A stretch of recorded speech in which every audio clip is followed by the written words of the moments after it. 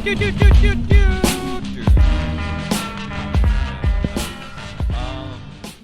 can you hear me now? Mad. I always have to ask just because I never know. I can't see myself, so I've got to gauge it.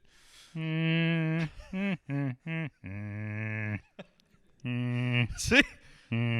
Ricky, they came in. That's exactly what we got those for, bro. Shit, deep throat in that Coke Zero. You know the vibes. I had to gate it up. We have to, you know it. Listen, so we always kick it off right. First by acknowledging the traditional owners of the land and pay respects to elders past, present, and future. Massive shout out. This isn't a one-man show. Open source. Eski, love ya. Ricky, love ya. Molotov, love ya. Big shout out to Split Atoms on the beat. Sip Suppliers. Listen, Sip Suppliers is a bit up and down. Big shout out to Sip Suppliers. But today, we didn't get it done, so I just got some Coke Zeros for the boys. You know the vibes. Big shout out to Doritos for fucking finally doing Flamin' Hots. Love that. And then, just lastly, on a serious note, before we kick it off, man, massive positive vibes and love to all the families and people affected by what's happening in Lebanon at the moment and in Beirut. I got a lot of friends that I'm sure are somewhat affected by everything that's going on over there. So, man, sending positive vibes. And yeah, much love. All right. Just had to say that. Now we get on with it, and we got, man, somebody that I've known for a long ass fucking time. It's gonna be a long podcast,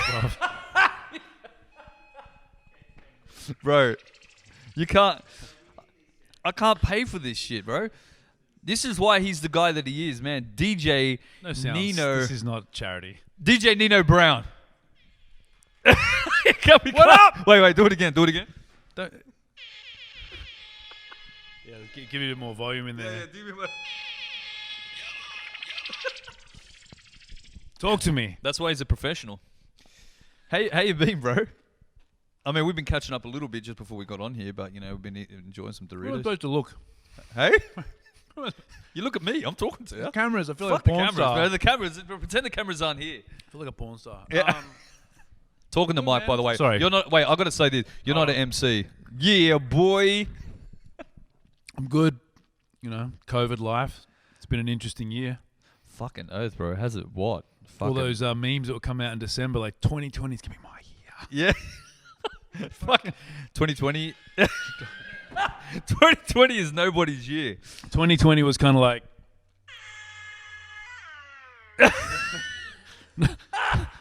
No good, bro.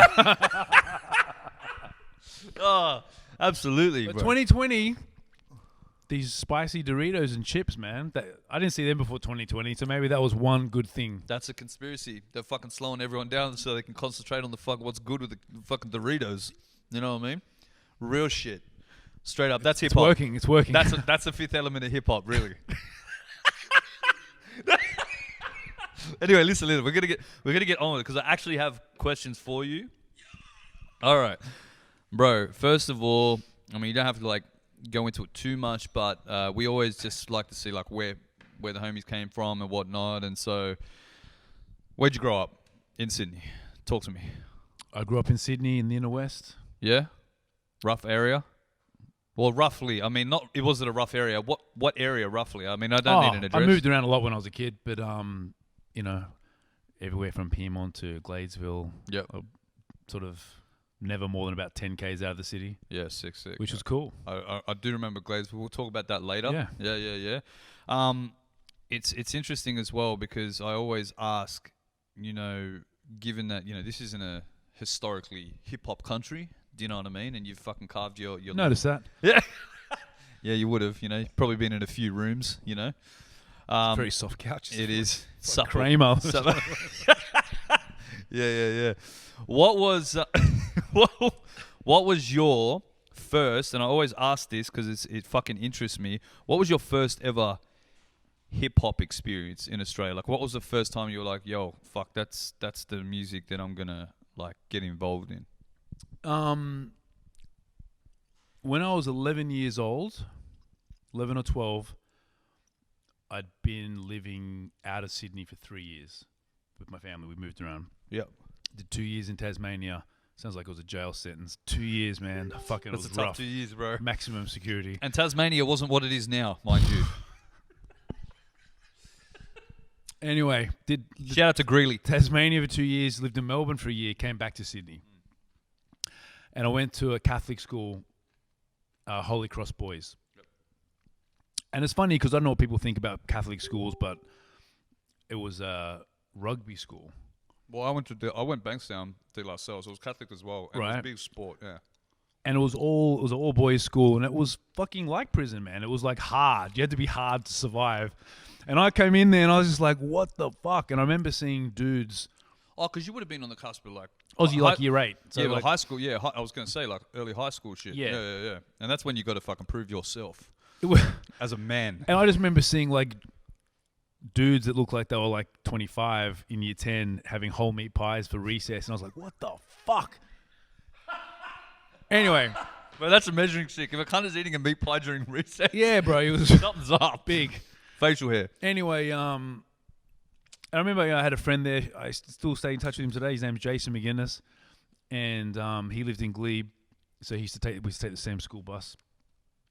And we, became friends. And he gave me this talk. And he was like, listen, there's 3 kinds of people in this world. You got to decide what you want to be. How old was this guy? Like 12.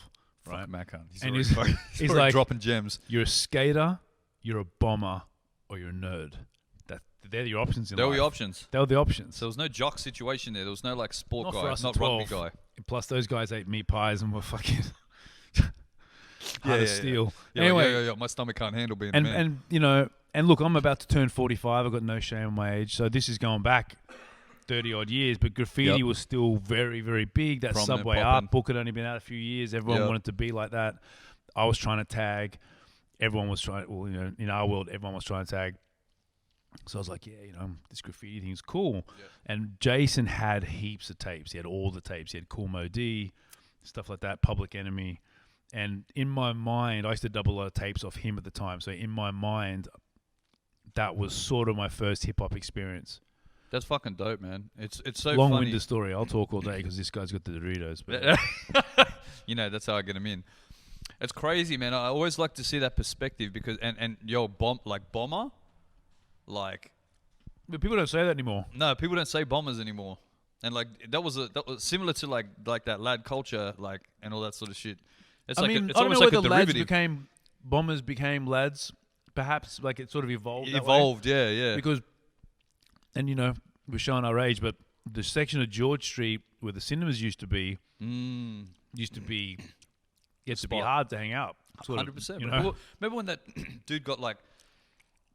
There's a dude who got stabbed on George Street, like right there in that space, and then that guy got shot in Pavilion. Yeah, it was that place. Like in the pokey room. Got shot. Didn't have change for 50 cents. I don't know. Anyway, it was fun. It was rough. It was fun times. But yeah, that was 11 or 12. Another vivid memory I got was I always was into music, and I used to always actually buy albums in vinyl because at the time that was what was the thing. Yeah. I've got like Bon Jovi vinyls and all kinds of stuff. Hectic. But I remember being sick once and just my sleeping pattern was out and then seeing Run DMC Walk This Way video and seeing Jam Master Jay, and I thought that was fucking What would cool. that have been on? Not like Rage or some shit? It was like something like Rage, yeah. Yeah. And I remember saying to my dad, I want to be a DJ. And now you got Store DJ, and shouts to Store DJ, like free shit. Yeah. But no, but there's all these dope stores, but just that didn't exist then. Yeah, 100%. And I remember my dad came home with this Casio synthesizer, and he was kind of like, this is way better than... Because I was like, I want to get turntables, and obviously that wasn't a thing. Yeah. It would have been out of the budget, but yeah, they're my first hip-hop moments. That's fucking so crazy, man. It's dope as well to hear so early, that you had that DJ, because... What made you go DJ though? Because obviously the fucking front guys were the MCs, and there was the breakers, there was the fucking the graffiti artists. Like, what made you go like, the turntable's really that place that's calling me out of that whole the elements and shit. Look, I mean, at 12, 13, 14, I wasn't all about the 4 elements, and I didn't know any of that kind of shit. But I loved graffiti a lot, and I tried really fucking hard.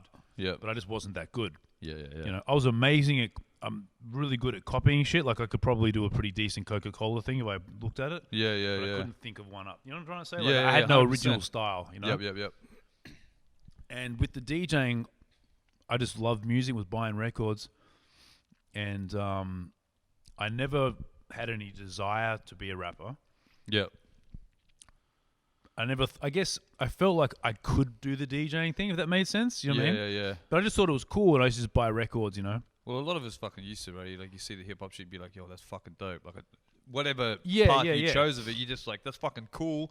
I just want to do it. I just want to get started. Yeah, and I had an actual turntable that I could sort of go, just the one that I could go, and, you know, be like, yeah, this would be fucking great if I had a second one or, you know, whatever. Fucking oath. And I just sort of fell into it, you know? Yeah, sick.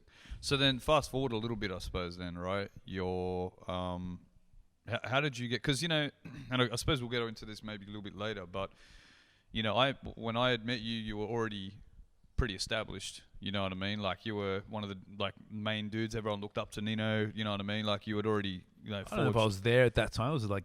Well, I mean, I'm telling you from a young count, Yeah. like, you know, I'm only a couple of years younger, but at the same time, like, I know that for us, it was like, because, you know, there wasn't heaps of hip-hop clubs.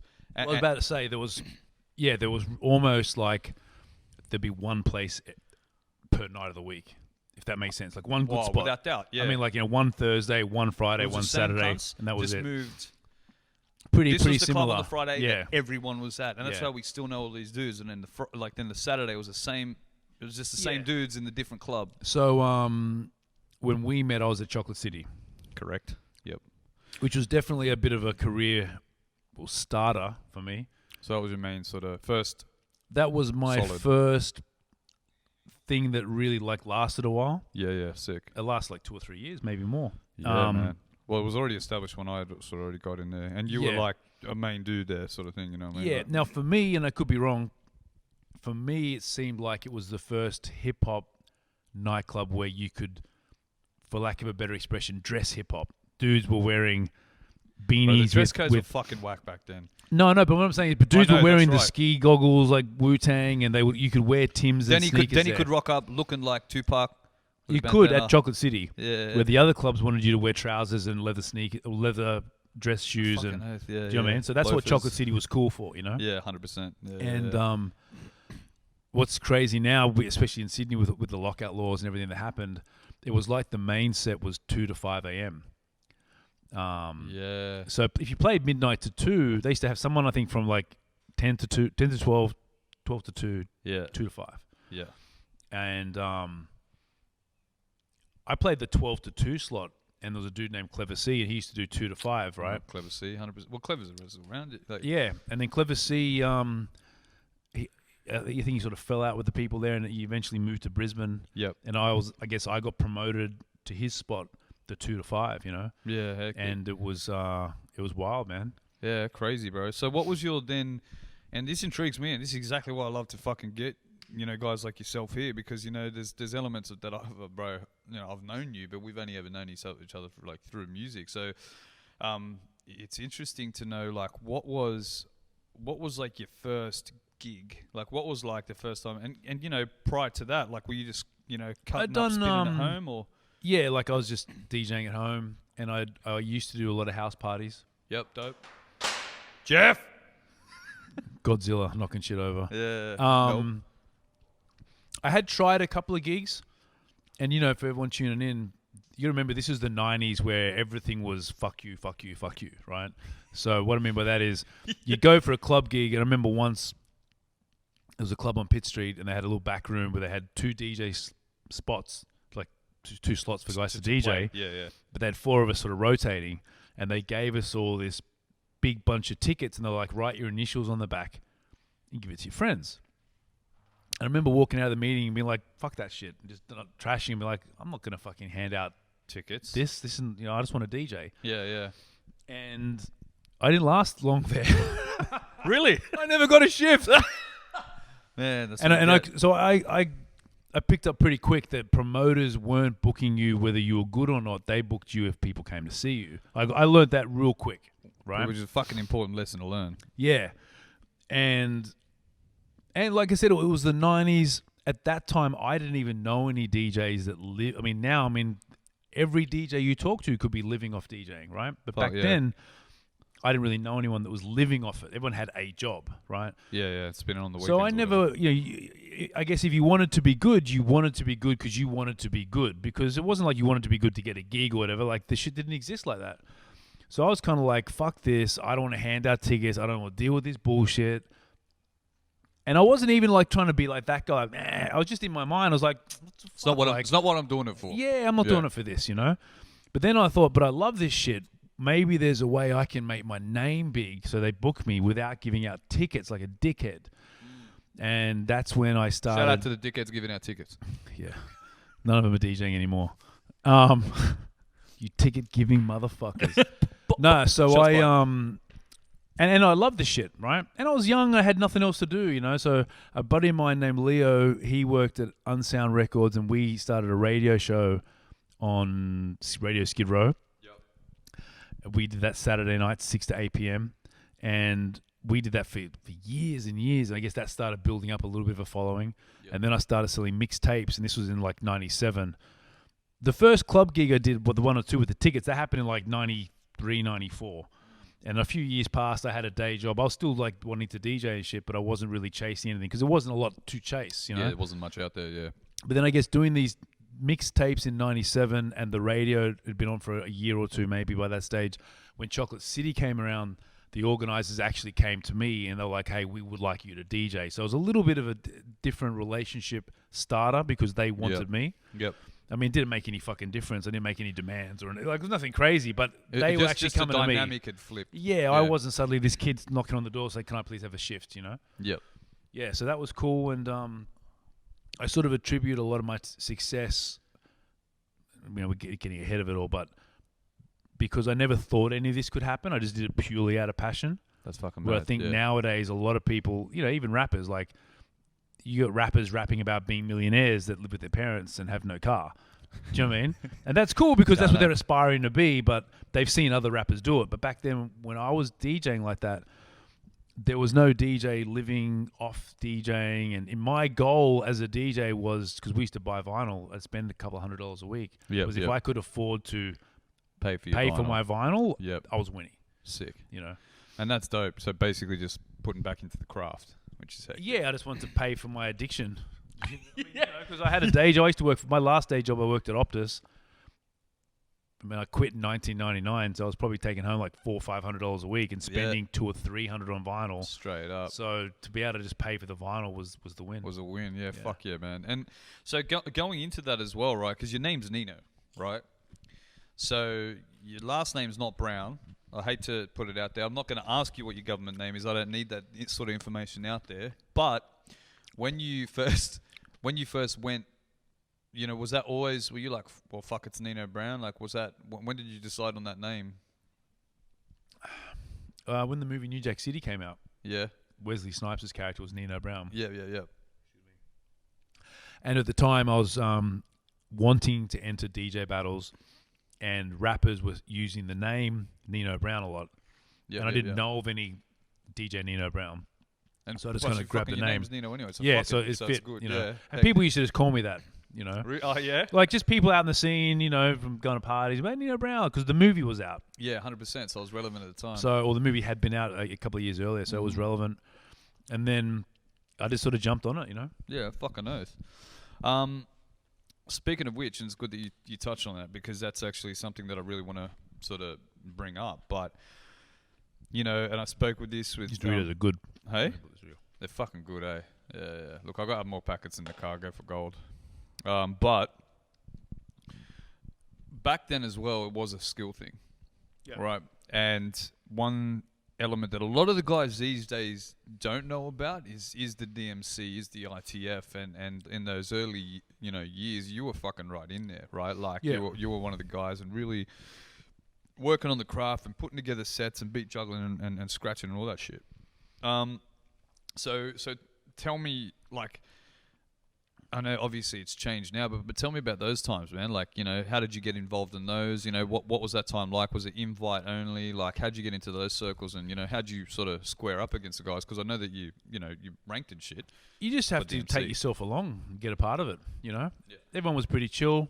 And I think I think there was a general vibe, you know, worldwide. Everyone, it was funny because the music was quite aggressive at the time. But at the same time, there was still just like a lot of love for hip hop, and people were. I found everyone pretty chill. Like I never had any, like, you know, weird vibes, places. Everyone was pretty chill, and I didn't know anybody. Like it's funny now, people say, "Oh fuck, Nino Brown, wow," and you know everybody. It's like I have done this professionally for 21 years now, but when you start, you don't know anybody, and you know, time and reputation and relationships form. You know. And when you're putting yourself in so many positions, you just come across fucking so many more people. Yeah. And back to what you're saying about the battles and stuff, you know, I wanted to learn. I wanted to be amongst it. I wanted to see things. You know, I used to go and watch the guys like DJ ASK, KC. They were like the DMC champions at the time. DJ Bones was winning. I think he won the Australian ITF. Maybe. I mean, I can't remember all the things, but I know he won. I know Bones definitely won the ITF and stuff like that, but these guys would be at these events. I wanted to see them. I wanted to potentially jam with them. I wanted to be their friends and have a beer, you know, like just meet them, be around it, you know? Yeah. And it was always cool. And it's funny, I got a photo somewhere of a photo of the audience of the DMC in 96, and I'm like at the front row kind of going. Mad. Was that in 3D World, that photo? I hope so. Yeah. But, you know, it was just good times, man. And, I did the DMC in 98 and 99 and came second both years. I think Bones won it in 97. And no, a guy called Mark N won it from Newcastle in 97. He's really good. He plays some weird fucking music like that he makes. Turntablism. But the turntablism shit was all hip hop and it was super dope. Yeah. Clean. Yeah, dope. He's got a label called Bloody Fist Records. So wow. Yeah, that just says it all. You don't have to. Shout out to Mark N. He's doing his thing. And he was there in 98. And it's funny because of the DMCs, there's usually like a few guys that suck, and the last couple are good. Yeah. And the last couple, the guy that came third was good. You know, I was good, but Mark N was really good. Like he set himself apart. Yeah, bro, he was really good. There's nothing to do in Newcastle. Bloody Fist Records. Yeah. And in 99, DJ Stanley won.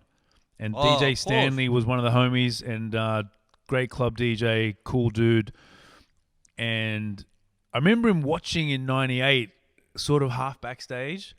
And I knew he was good. Like, I knew Stanley. You know, he used to live in Ashfield. Yep.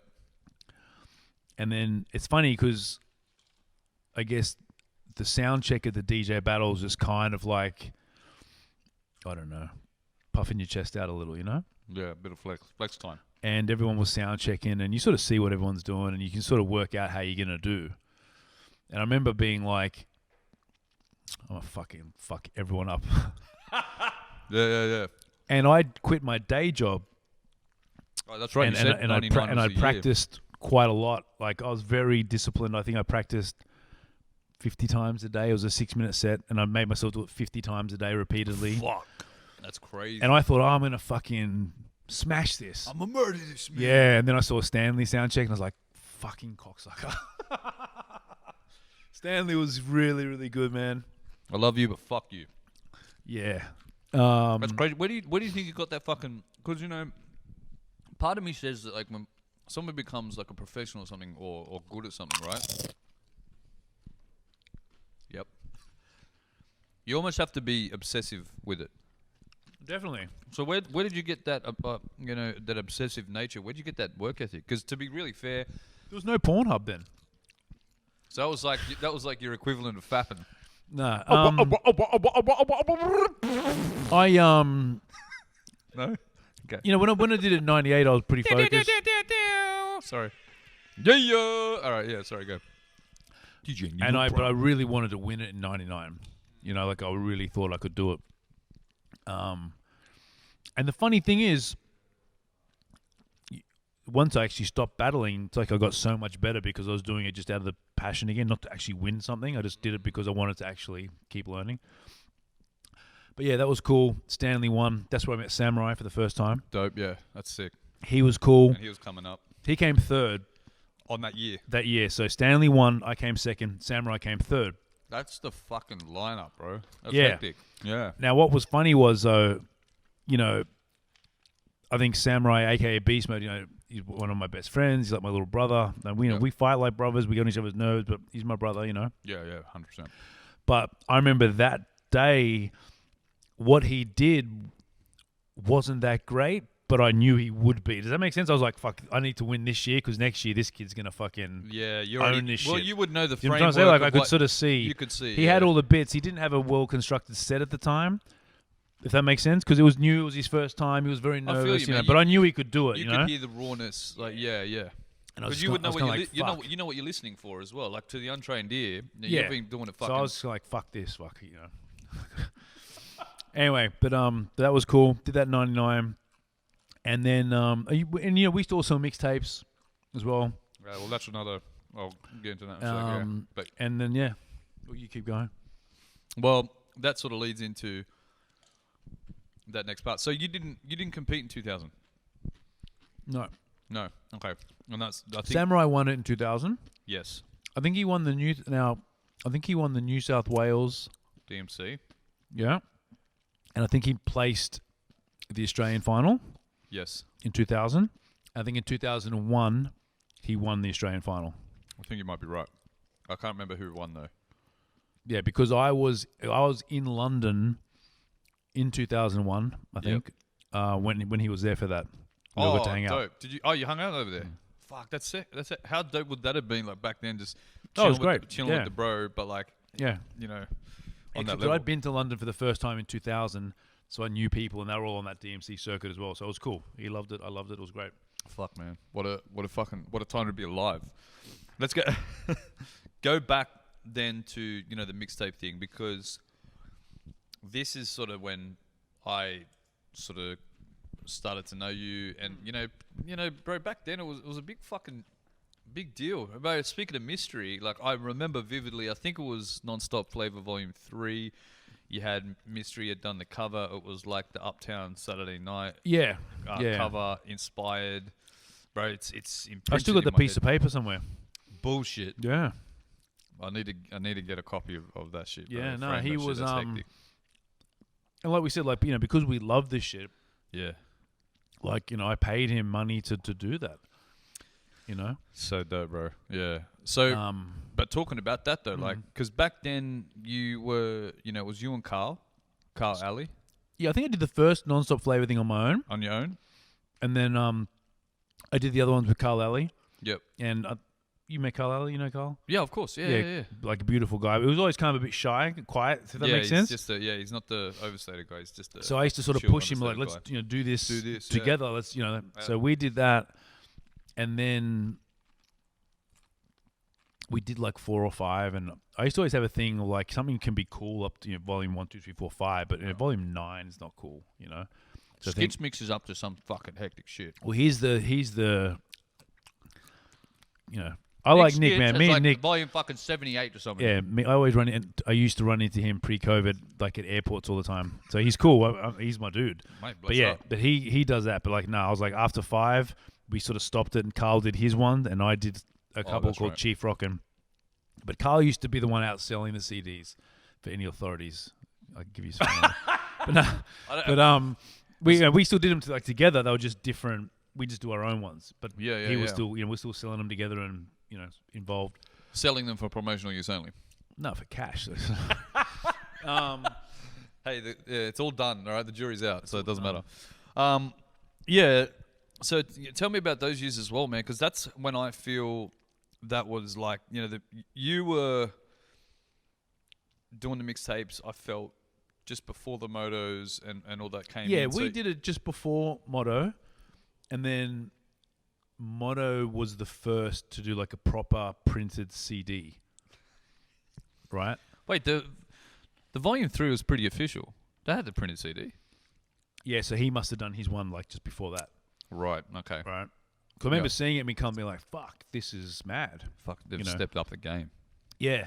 And the trick back then, you used to have to find a place. I mean, I don't know how he did it, but I had to find a place that would just make them, because technically the places themselves had, they don't want to do things that aren't legit.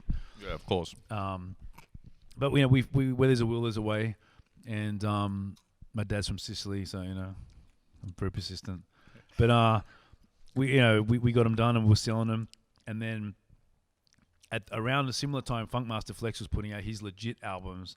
And I was always inspired to do, the 60 Minutes of Funk and all that stuff. Yeah, I remember that. And I always wanted to do like an actual thing, because what I always wanted, which I achieved, was I wanted to be able to travel and DJ. Yeah. Mainly because, like you said, there was like a Thursday club, a Friday. At one point, there was like Gas Thursdays, Chocolate City Fridays. There was EP1 Saturdays and Mothership on Sundays. And at one point, I was doing all four clubs. Did you ever do Step Forward?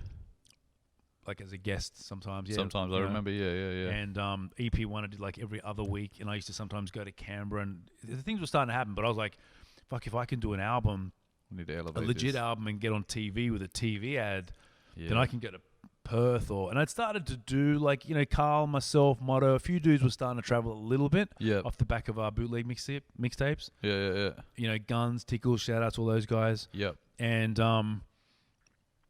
but I always wanted to, really go hard, the legit thing, 100%, bro. And I mean, it was a different time back then, and Kickstarter. I'll probably go into like later on, but I did want to touch on your favorite spots and making those mixtapes, and where were you sourcing all your content as well? Like, I mean, because it was a different time back then, bro. The vinyl music stores, or? Yeah. Because you had to go to record stores and physically like flipping through the pages, just see what had come in. Yeah. And what spots are what were your hot spots back then? Well, I used to shop a lot at Unsound Records. Yep. And Anthem Records. But Motto owned Anthem, and I used to always feel like he hid the records. I'm sure he fucking did. Yes. I could almost guarantee that he did. He'd wait till I leave, and he'd... Yep. No, Motto was always really cool. I used to be a real prick. I'd open up all the records and like find the flattest one. Please, Nino, don't fucking undo the packaging. But and what would happen is if you had relationships with the stores, and I remember early on, for example, if it was a new artist and no one knew, they might order one copy of something, Yeah. And then if it was good, they'd reorder a shit ton for the next order, but that might be 2 or 3 weeks. And you had to get twos. Like I used to always get two, 12s. And if they were good records, I'd get 4. Or I'd go back and buy another couple to have like crisp for a mixtape or something. Because the more you wind the record back, the more it starts wearing out and the sound quality degrades. But it was... I actually found that easier, and I think less stuff was coming out. That's the one thing I miss about those times, is getting the record and listening to the record, and I felt like we didn't know what was coming out, if that makes sense. Oh, bro, without doubt, the information wasn't there. Like, I remember the perfect example I always fucking use is J.O. Felony. Yeah, exactly. All right, but J.O. Felony, like, I remember you'd have to go. I used to go to Soul City because that was in Bakestown, around the corner of a school. And I remember going down there, and you'd have to get the cover, and you have to read the sticker on it to know who else was on it, right? And to make a decision, well, the feature artists are pretty fucking hectic. So I'd probably say that if they're fucking with this artist, then it's probably good. Then you'd look at the producer credits. You'd see if there was any like producers on there that you knew. So you'd have to, without hearing music, you sort of had to make a calculated decision on what. I wasn't even that smart. I used to just have a quick listen. Mad. Anyway. But no, look, you're right. And the funny thing for me with the vinyls were, depending on the vinyl, sometimes there wouldn't be a picture cover. So I didn't even know what the fuck J.O. Felony looked like for years. I remember you used to have like little pigtail things. Oh, yeah. It was very West Coast. And I was kind of like, all right, cool. Is that him? Got a lot of hair. I can give it to you, but what are you going to do with it? Yeah, like I remember back in the day, I didn't even used to catch a lot of videos. But like, for years I didn't know which one was Eric B and which one was Rakim. Like, how the fuck would you know? Well, right? There's 2 dudes standing on the front. It's so true. Unless you knew those guys, Well, how the fuck are we supposed to know? Yeah. You know, there's no internet to fucking quickly Google And it wasn't even image like search. it wasn't even like it was DJ Jazzy Jeff and the Fresh Prince. So if you saw the video and you saw Jeff DJing, you knew that was Jeff. What? Like it just said Eric B and Rakim. So I didn't know when I saw the Follow the Leader video. Yeah, bro. I don't even. You don't think about it, but it's so true. No, it is what it is. I can't put two and two together. Who the fuck? Wait, but Eric it B was- for president or like what? But I remember like, and actually that's where Motto was cool because he would be like, hey, such and such is coming, and Yep. if it was a new record by somebody that we knew was hot, then once you knew the artist, so it'd be like the first hypothetically. If the first Drake record came out, no one knew who the fuck Drake was. But So then tell once me, they know, who the fuck who had the first Be Faithful? The funny thing was, man, his Be Faithful had been around for so long before it blew up. Until it was the Cave Anthem. Yeah, it was that movie that blew it up. Was it Save the Last Dance? Oh fuck, I don't even know, bro. A useless, funny story is that was in that movie, but it wasn't on the soundtrack. Useless. Right? Really? It wasn't on the soundtrack, but that soundtrack sold shit tons of albums Because they people thought it was on Be the Faithful soundtrack. was going to be on there. And I mean, I love Fat Man Scoop. That guy's my brother, and we're going to talk about his little brother later on. But when he first came to Australia, and he performed at R&B Super Club, Yes. and shouts to DJ Leno, and Leno and I were quite close at the time. We would talk, and Leno's a very smart guy, and he was kind of like he'd realized that everyone knew the song, loved the fucking song, but no one knew who Fat Man Scoop was. Yeah, of So course. when he did the marketing, it was Shouting like guy. he sort of put the lyrics on the poster. Might have been like, if you've got $20 bill, put your hands up, to really kind of like jerry people's minds. Hit home. Ding. But yeah, man, like that song's its whole. You'd have a whole podcast about that song. Crazy. Bro, Fat Man Scoop performed. I was working for Platypus Shoes, an accent group. He performed at the Christmas party. Killed it. And then I bumped into Joe Nemo outside. Right, and I go, Joe, oh, fuck, what are you doing? He goes, nothing, man. I was just at a party. Fat Man took Fat Man Scoop. I was like, bro, that was my work party. Killed it. Yeah. Sweaty mess up there. I was loving it. Big record. Massive record, still to this day. If you're a DJ and you don't have Be Faithful on your list, you're not a DJ. And people used to get mad. No, but there'd be DJs that were like, oh, you can't play Be Faithful and don't play House of Pain, Jump Around, and don't play. That's unfair advantage. But the thing is, like, people love those records, and a lot of times DJs, we can be selfish or musical snobs, but you got to remember, if you're there to have people to party, that record does it, man. 100%. I want to touch on Mr. Cartoon. Touch on what? Oh, yeah. No, not like that. So we keep it professional, baby. Mr. Cartoon. Mr. Cartoon, you were really one of the first.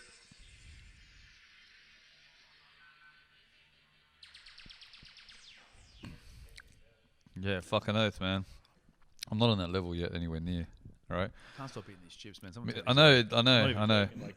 Keep going. No, give it here. I'll take it. If you don't want it, I'm being polite. Mr.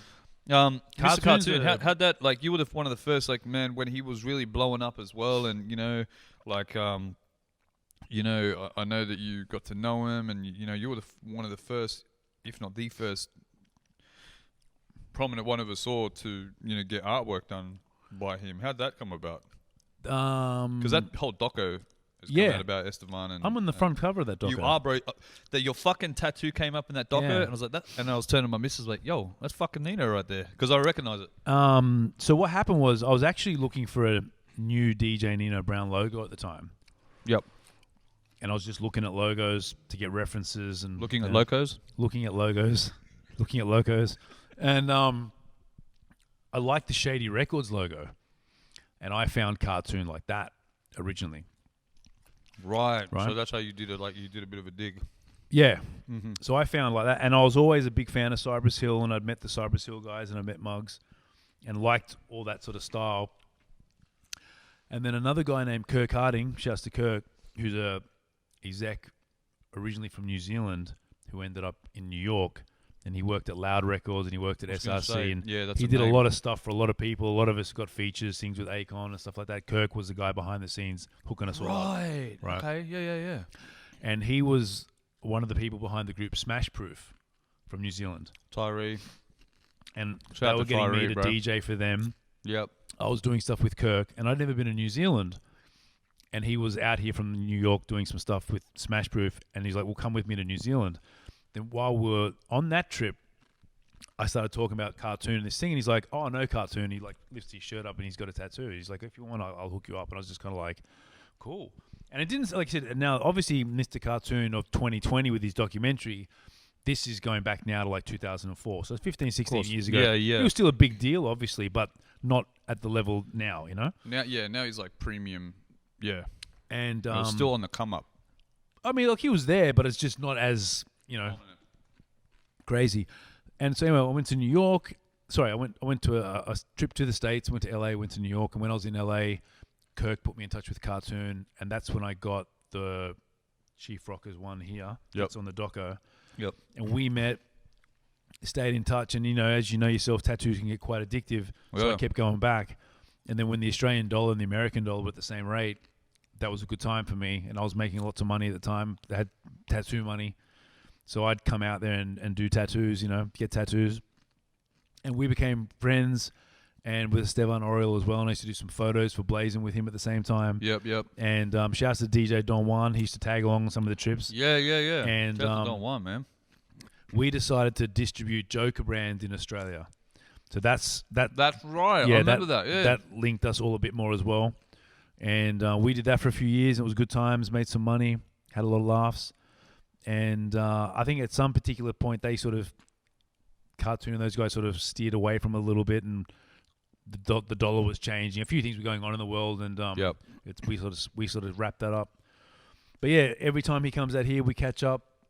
He was here a year or two back, or last year. Oh, for peanut butter jelly. Yeah. So we caught up then, and mad.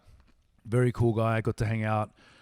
It was funny. He was tattooing me one time, and they forgot I remember this vividly, with the American Gangster movie premiere was on. And he's just like, fuck, you want to stop and go watch the movie? And we went, like, I can't remember if it was a red carpet or not, but it was some sort of thing. But we just went in our like regular clothes. Everyone was dressed up, and we just went and watched the movie and left. That's so mad. But they're very cool guys, very humble dudes, and their tattoo studio is incredible. And the first time I was getting tattooed, so he didn't know me for shit, but he was like, show up at midnight, blah blah blah. Was this at the space? That's in the doco? Yeah. That's I had crazy. all my tattoos done there. And Usher showed up, kind of wanting a tattoo. And just before he started on me, and I was kind of like, fuck, I'm fucked. Like, You showed up what? Usher showed up. Yeah. Just before Cartoon started tattooing me. So I thought, I'm fucked now. He's going to do Usher for sure. But he was that kind of dude. He's like, hey, look, I'm sorry. I got someone in the chair. Make an appointment. Come back, I mean, he's not open like for you to walk in anyways. In like a... It's an appointment, but obviously Usher's going to get through the door. Yeah, But he'd if he's got arranged a to come client, through. And then... So yeah, he was real cool, man. And yeah, man, a lot of good times. But if I hear that tattoo gun now, I feel sick. Huh? I like this is. Oh, really? Yeah, my back tattoo was not pleasant. Nah, bro, I got my back as well. Yeah, fuck that. Not a regular. Nah. Lucky you've only got one back. Yeah. Nah. There's shout out to everyone getting your back tattoos. Fuck that.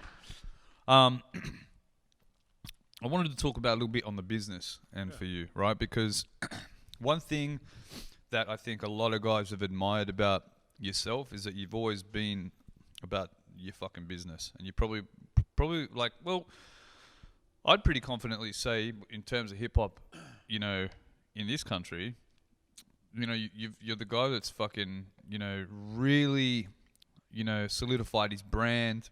You've enough said. We were just talking about your fucking gifts before, like, the Instagram gifts. Yeah, Instagram man. gifts, shit like that. So where did that fucking mentality come from? And like, did it start like early on with those early experiences? Like what made you really start putting your foot down and knowing your worth? I suppose because I say that as well. Sorry to interject, but I say that as well because like you said, when it's a, this is, if you could just pay for my vinyl, cool. I'm a happy guy. So when did it turn around and be like, nah, fuck that. Like, I'm going to stamp myself as like that guy. I think because no one at the time had done things like that. So part of me was like, well, fuck it. If I can't get it good, who cares? You know, I've got a job, whatever, you know? Yeah.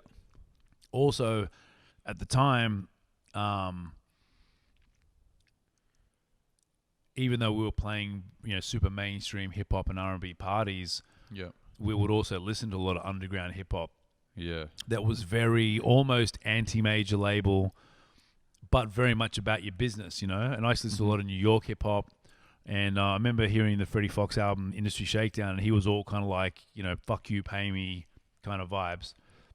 And I was just always like, you know, if you're doing something and people are making money, you need to get your share, you know. And when I decided to give up working full time to DJ full time, I didn't expect it to still be doing it 21 years later in the middle of a pandemic, getting JobKeeper. But be about your business. But I was kind of like, you know, you know what, like, if I'm going to do this, I want to do this properly, you know. And one of the things, and you know, like, my father was a good businessman, and like I said, he's a Sicilian guy. He's a real fucking hard-headed motherfucker. Yep. And his dad was even worse. And it was funny because I'm getting off topic, but I'll bring it back around. Like, my father didn't raise me in like a nice way in terms of, like, he was obviously a loving parent and did all the right things, but like, he was very fucking blunt, you know, which at the time you don't really appreciate. But it took me till I was about 30, and I was kind of like, you know what, like, you've actually helped me immensely. More than he probably even knew. Yeah, and I told him and this on my 30th, you know. I think it was Father's Day or something. We had a conversation. And but I used to watch him do business, you know what I mean? And you know, not get taken advantage of. So, and when we did the record deal for Blazin', perfect segue, because I was just about to ask about the Blazin' thing. Mind reader. But yeah, I was kind of like, because at the time, I think I'm the only DJ, or, you know, myself, Samurai, and Nick Toth at the time, we got signed. I said no a lot until we got signed as artists, which meant we got paid a royalty, because at the time, and even with some of these other compilations, sometimes the record label owned the brand, and they might come to the DJ and say, hey, we're going to do the Coke No Sugar mixtape. Here's 20 songs, mix them, and here's a fee to do that. Now, don't get me wrong, I've done that before. Yep. If someone's come to me, right? We were talking about Adidas earlier. If they came and they had an Adidas mixtape and they'd already curated it and done it, just wanted me to mix it, that's cool. I'll take the check. Yep. The money's right. But with Blazin', because that was something that I was involved in from the start. And you curated it. We did everything. And look, I'd studied business, you know. I got a diploma in business, and so I had a bit of an idea, but, you know, the words like intellectual property, you know, it was my ideas. I came up with the name. And I just made sure I wasn't going to get fucked, you know. And I was a little hesitant because there was all this, big bad major labels, you know. But then it was funny because I was having a conversation with Hal the other day. I know, shouts to Hal, he was here recently. Yep. And, you know, he does stuff. He's got a label, and that's tied in with Sony. And even he was saying, he remembers me saying to him, because there was always this stigma about majors. And I was like, dude, if the business is right, the business is right. But the other thing he says is that you can only change it from within. You can't change it. You can't just fucking chuck rocks at a building and expect it to collapse. You've got to be inside that bitch. People complain about bad deals that they agreed to. No, 100%. Do you know what I'm trying to say? Sign Yeah. the paper. Did you read the fucking paper? Exactly. Read the paper. But I was suspicious, and I, you know, stood my ground on things, you know. And I was very much like, DJs are artists too, because people thought rappers were artists and not DJs, you know. And there was a whole stigma of like, but you're using other people's music. And my argument was, but the way we mix it with 2 copies, we're adding something to it. Blah blah blah. 100%, bro. You know, and you guys were really money. You know, give me a split. I want to split. I want to be your partner. So, yep.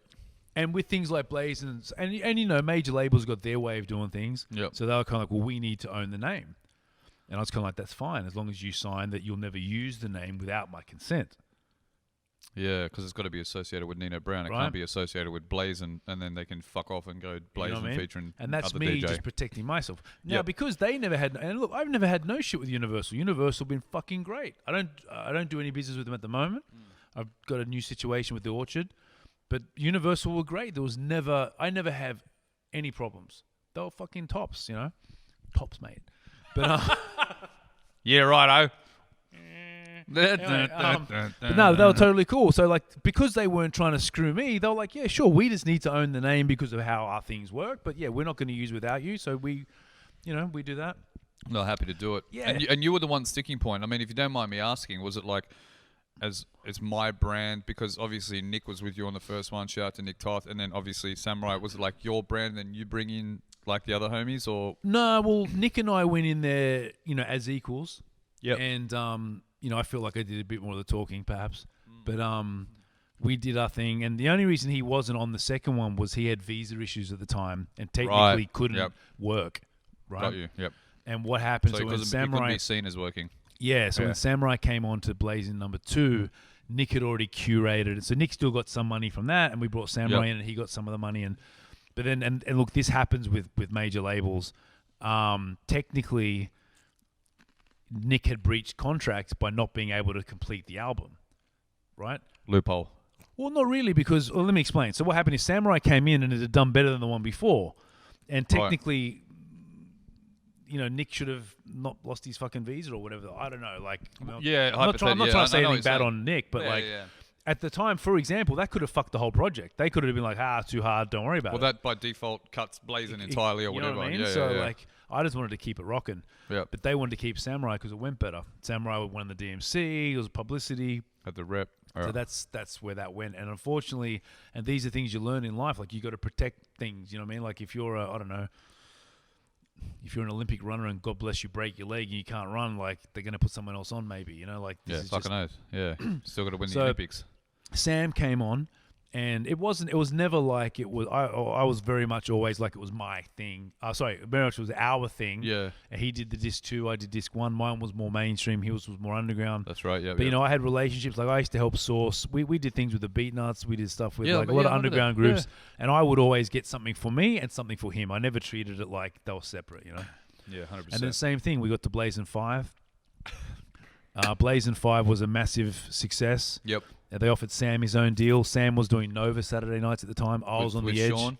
With Sean. Right? Yeah, that's right. So they set him up to do that. Sean in here, eh? Yeah. And that was what he was doing. And then I kept doing Blazing because that was what I was known for and I'd started it off. Yeah. But they became Blazing 2007. And we went with the year names because it was a once-a-year thing. Yeah, okay. Hectic. Man, what a fucking time, eh?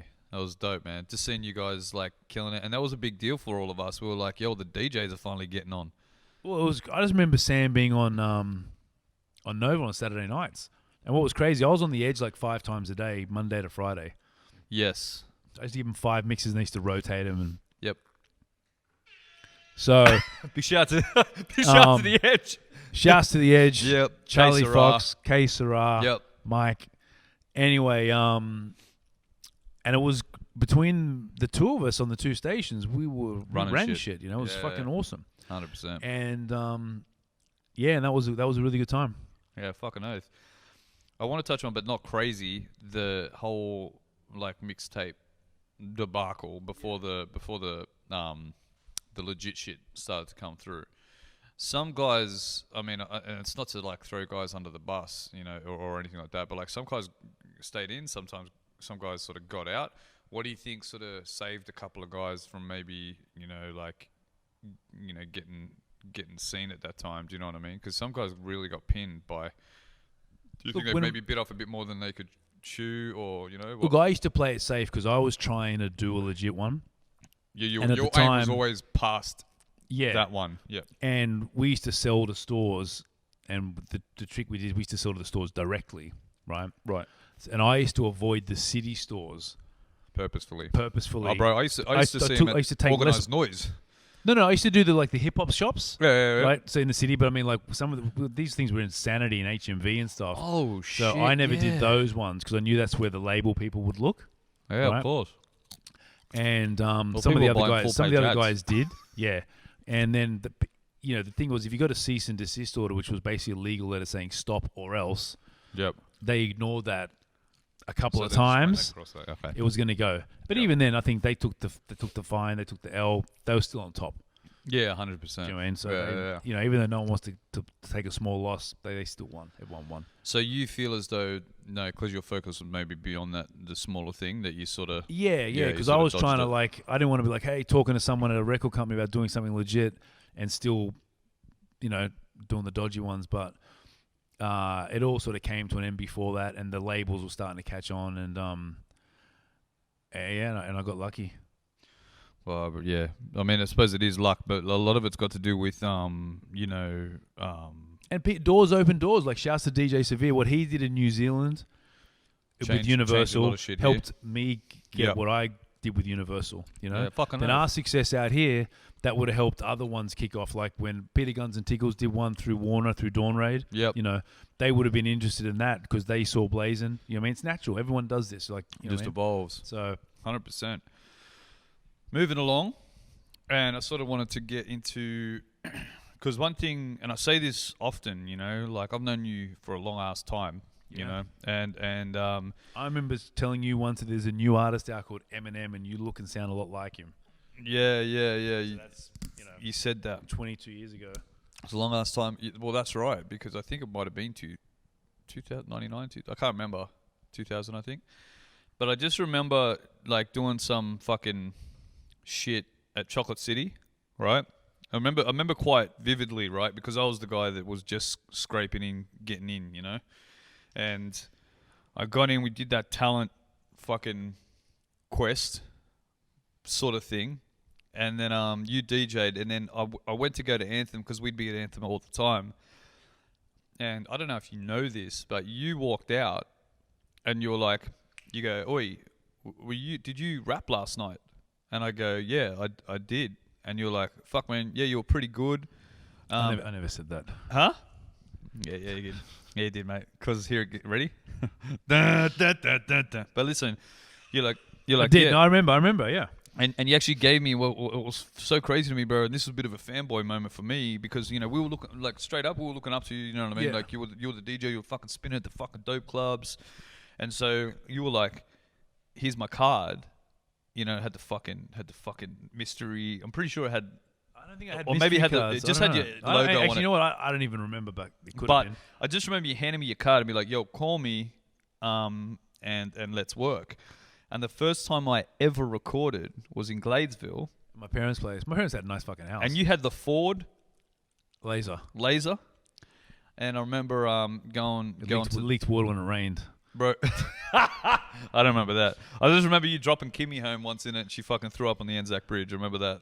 Yeah. Yeah. She opened the door and spewed. Yeah, and you gracefully pulled over, probably just not to get anything on the car seat. No, I think I stopped in the middle of the bridge, man. It was you late. did, yeah.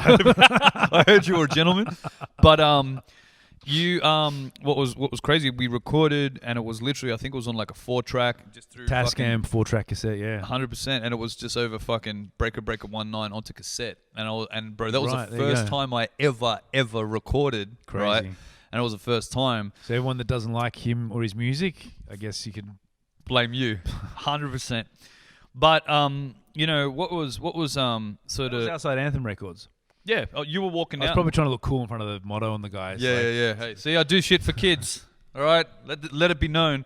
But but that was a bit of a pivotal thing for me. And one thing that interested me was, as long as I've known you, then obviously you've been interested in at least being involved in making music or working with artists. You know. Yeah, look, I wanted to do. I always wanted, like, what I loved about, I guess, the American mixtapes, and especially like the Rectangle tapes, was he had all the DJ skills. But Rectangle was he'd have hectic. some really. He'd have Joe Felony freestyles, and I Yep. was wanting to do stuff like that. Yep. Joe Felony was better than you. Oh, no, Yeah, no, that's no, all right. but, like, But where's that's- he now? but that- Is he yeah, doing a he's- podcast? Oh, yeah, that's right. Yeah, so Yeah. I always did want to do that, and you know, I always loved being a part of the. When I say culture now, right? It's a new word. Culture, but there's an actual culture. Yeah. You know, I wanted to be a part of it, you know, Mm. and I loved hip hop, and I just wanted to do shit like that. So fast forward a little bit then, and I remember, because obviously I was involved, and I came down. I actually did a track for one of the Blazons. Yep. With Candy, Bora Yes. Q, I think, or whatever, and you had the spot at Ultimo. I think I even took fucking. It was at Central. Central, yeah. Yeah. And I remember, because I remember like even taking like Swift McVeigh down there. We fucking never got the mic working. Big shout out to Tim Stowe, and Yeah, because I wasn't there. I think I was away when you recorded with Candy. Yes, perhaps. Yeah, you might have been, because you weren't necessarily there for every session. Yeah, but yeah. You'd go, this is Yeah. what I need, and da da da da da. But I remember you being one of the first sort of DJs, I suppose, that sort of was trying to really still get local MCs on, and maybe you always had that in the back of your mind, the whole Funkmaster Flex, like get the... Yeah, I always trying to get thought people that shit involved. was cool. Yeah, and just have special stuff, 100%. And it And, still carries with you, to now. Yeah, We'll go yeah. into that a little bit later. But when did you think the right time was to get into like maybe being a bit more involved in the executive producing and putting together beats and... I mean, I started doing that with Blazin'. Yep. For a couple of reasons. Like when I do tracks with... Some of the tracks I could license and we'd earn money. Yep. So we'd make... Obviously, I was the DJ getting royalty as an artist, but then I was also somebody that Universal would license music from for that particular song. Yes. And it was... I'm sort of grateful for the experience in the sense that I did a lot of records with like giving guys like Joel Ortiz... Yes. And they'd always send me very, very good or okay tracks. And I could never understand why they weren't great. Yeah, Do you know what I mean? Yeah. Like and I bangers. realized what it was is I was just sending someone a beat. Like, can you do this track? They won $1,000 or whatever it was. And I'd send them the beat and they just do whatever they wanted and sort of send it back. Yep. So I sort of learned about, aside from the beat making, but the actual being a producer as well, because I was like, okay, fuck. I realized that I've got to give artists songs potentially with a chorus or with a real structured sort of theme. Yeah. Do you know what I mean? Yep. So that way I at least know what the song's about. Like if I've made this beat and I envision a song about Mount Franklin water and explain it to the artist, the right artist can do that. Yeah. And then leading on to these other tracks, so we would do that for Blaze and it'd be like exclusives, Yep. And but it was dope that you got the locals in. That was one thing as well that really stood out to me, because like you had the connects in the States. It wasn't like you couldn't get a fucking guy from the States, like a fucking known guy, whether it be underground or relatively commercial. You had a direct line to these guys, but you always were still here and saying like, yeah, because we're trying to show MCs from that here. it's all it's all dope and Fortify. I think you even got on some for like, sure. or some shit like that. Yeah. Yeah, like I mean, there's been loads of people over the years, and I even remember one year I pressed it up on vinyl when I had the Beatnuts record, and I had a record with Maya Jupiter and Maestro, the English MC, on the back. Yeah. And I had another song with a dude named Asim, who I think has made more of a career as a ghostwriter for Diddy, which, as you know, being an really? artist is probably it's not a bad job. Oh, fucking no. But that's where you want your ghostwriting dollars to come from. Yeah, so look, all that was a lot of fun, and that led me. And I'm probably getting ahead, but with for a lot of years while I was doing Blazing, then I'd tour Blaze, and that kept me busy, and then eventually when CDs and whatnot slowed down, we did a few digital ones, but they weren't obviously ever as big. And with things like Mixcloud and SoundCloud, I could put out a free mix easier and faster and better than anything I could legally make. You know what I mean? So mixed CDs sort of disappeared as with CDs in general. Yep. And then it was kind of the thing as like an A-list DJ, the game would be to have singles out and songs out. And that's when I got a little more serious with it. Yep. And I mean, how is that, has that still been sustainable? Like, has that been something that you've, managed to continue to do? Because like, to be songs or? With your stuff, yeah. Because I mean, I know the game's a little bit different. One thing I've really picked up from like Soapbox and like, a lot of the EDM or like the, electronic DJs, bro, they fucking got that game stitched up, right? In terms of like getting shit on club charts and... I need to use the bathroom. Hey, yeah, go take a piss. Do you want it? People do PV breaks like on Drink Champs? You know what? To be really honest... No one's ever done it? I've done it 2 weeks in a row. So I'm going to do it real quick. Go for it. But, go for it. But just to answer your last question, I often used what the dance guys were doing as a model, as a formula, because it worked. 100%. All right. It's going to take a while. Cause oh, wait. You doing you doing a deuce? You going to do me like that? Someone got a newspaper? No. So you know, yeah. Well, I suppose I can. How are we going, Eski? How many viewers we got? Has it been solid? Yo, It's been solid. what? What'd you say? Ricky literally said, "Do you want some toilet paper?" He was like, "No, I was joking." Just in case you really need a shit, we got some toilet paper. Now we got people there. Anyone want to ask me a question? While we got Nino on a fucking quick break. You know, there's a bit of like a 2-minute delay, so people will be. Oh, true. Yeah, so it's like. Shit. So we're just gonna be. But here. you know, for me as a young person growing up in the 90s, DJ Nino Brown was the name I would hear every day on 96.1. Fucking oath, So man. it's like, it's a crazy experience seeing him in the flesh. And Just here- like he doesn't know who Grxnd and Rakim look like. I didn't know what DJ Nino Brown looked like until today. Huh? Bro, well, he'll tell you this, but yeah, he has, like, he was a bigger dude. Like, he's literally he's just fucking lost, like, what are you now? 85? 80 kilos. He's lighter than me. Nah, There it's you all go. G's, bro. It's all G. What was the question? I heard someone laugh. No. Eski was saying, like, growing up as a kid in the 90s, like, the thing was like, you know, every day, 96.1 and blah, blah, every day it was DJ Nino Brown. Fucking great time. So he was like, it's funny, we're talking about Eric being Rakim. He's like, he's never known really what you've looked like. And then it's crazy because, like, he sees you in the flesh, and then it's like, yo, fuck, that's DJ Nino Brown right there. It was crazy. Anyway, Yeah. but You know yeah, the back vibes. to what you're saying about the stuff being sustainable in the songs. Yeah.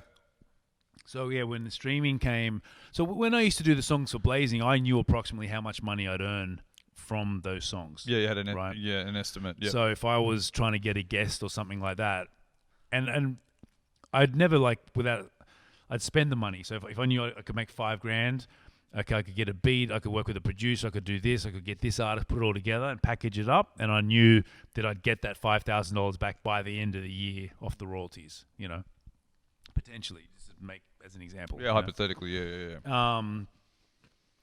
But yeah, look, when that all ended and I started doing the singles, I guess that's when I really learned.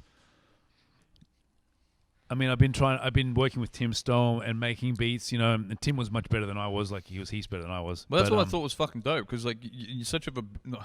I don't want to say it like it's because it's fucking very intelligent. It's funny how it's where the game moved to, you know, but you were always of a mindset, like, you know, well, I know I could do that. I know I could probably do that if I put a couple of years in, because you did it with DJing, right? Yeah. So you'd just be like, nah, I'm going to get a guy who I know is fucking good. I can tell him what the idea is. I can get, you know, I can do a little bit, but then they'll just make that. Yeah, well, what bigger happened with thing. Tim, the story with that was he saw me at one of the Superfests and he was just kind of like, listen, this guy's doing shit. Big shout out to Tim, by the way. I saw him the other day.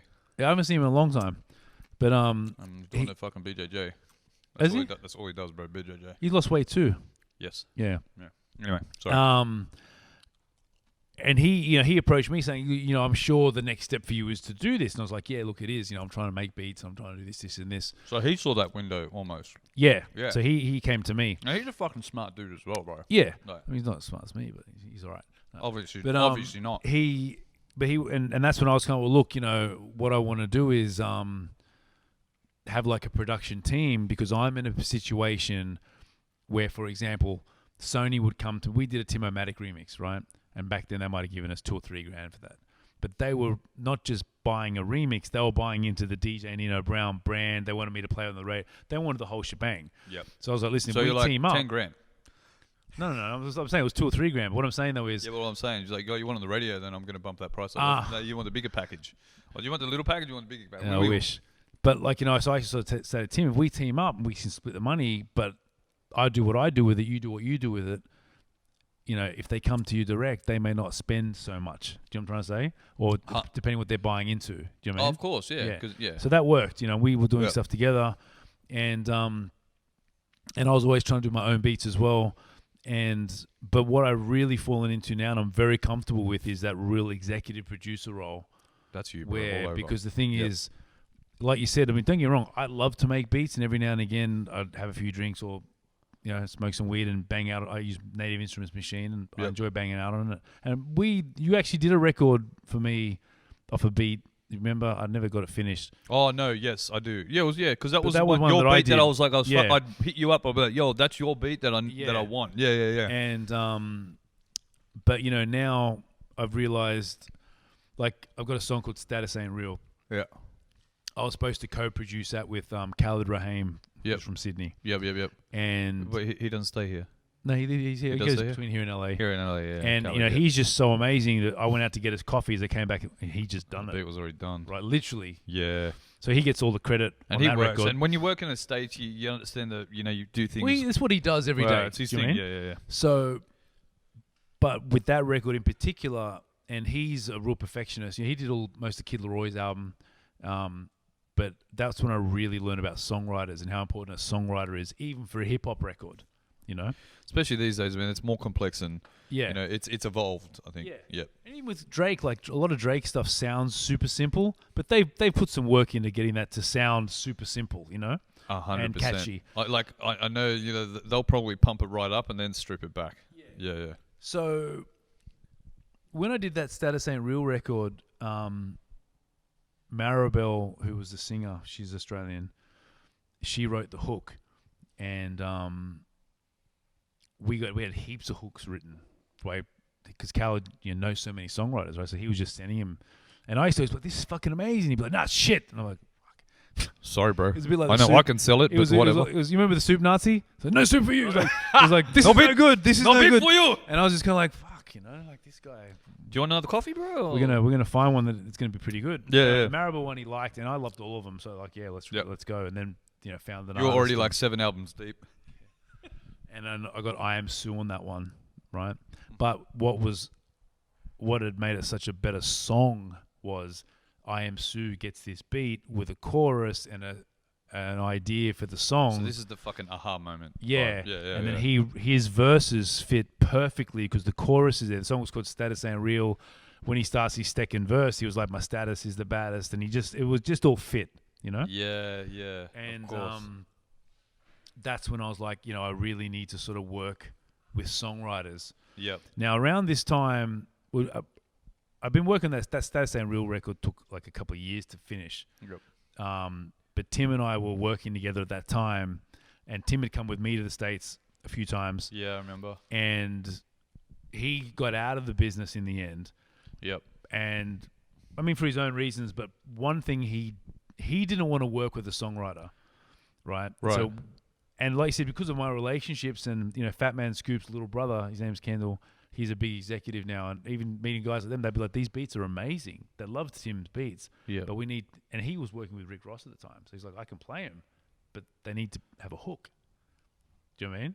It's good. Like, I know. I could tell you from an artist perspective. Like, if a producer sends me something and it's like it sparks an idea, it may not even be the hook that you end up with, but it sets a different tone for the track. Exactly. And it just sparks all the content that's you can do. That's no problem. But it gives the emotion. It gives the depth to the track. It's not just a beat. Exactly. Yep. So, and I remember, and look, don't get me wrong, I did another record with Vince Harder and an Shout out to artist Vince. by one of Dr. Dre's artists, King Mez. Yes. And I co-produced that with Vince. We were doing the beat back and forth, and I had one session where I was programming stuff, and he was sort of singing in the background, and it was a little bit more hippie than I'm really used to. Yeah. You know what I mean? Yeah. It's not a bad thing. I used to just No, like just not getting your- a bit faded and just banging out on the pads. And Yep, yep. Tim was a bit like that too. He didn't really want to work with an artist. He sort of a songwriter. He wanted to make the beats and hope Send people them would off. like the beats. And Yep. So, but I realized that you needed to work with a songwriter to get something crazy. Yeah. Fucking oath. So since then, and whenever anyone does anything, you want each one to be better than the last. Yep. And I think I've definitely stepped up my production game, and I've all my latest records I've co-produced, and with Arona Main, Fuck, bro. good Yeah. mate of mine, Big and shout he out used to to have the Arona studio Main, yeah. next to me, so we were like neighbors. So That's the way right, a lot of 'cause this, on the other side, like across the Yeah. hallway. Yeah, I went Yeah. down there. He was working a lot with I did that track with him and fucking everybody. Lazy J, Yeah, fucking he worked with Emmanuel, everybody. or fucking IE, whatever. Yeah. And my thing is, I'd always be banging on their doors for help, or I'd listen to this, and this would be out of key, and I had the right ideas, but not the right I wasn't good enough to make it sound world class. It was back to those graffiti days for you, like yeah, and that's knowing where if he you- could. yeah. That's where he could assist me. So together we work well to get the mad. finished product. You know? Yeah. And it's funny because there used to be a real stigma with like, oh, if you don't make the beats, you're not keeping it real. And fuck that. Diddy's not a producer.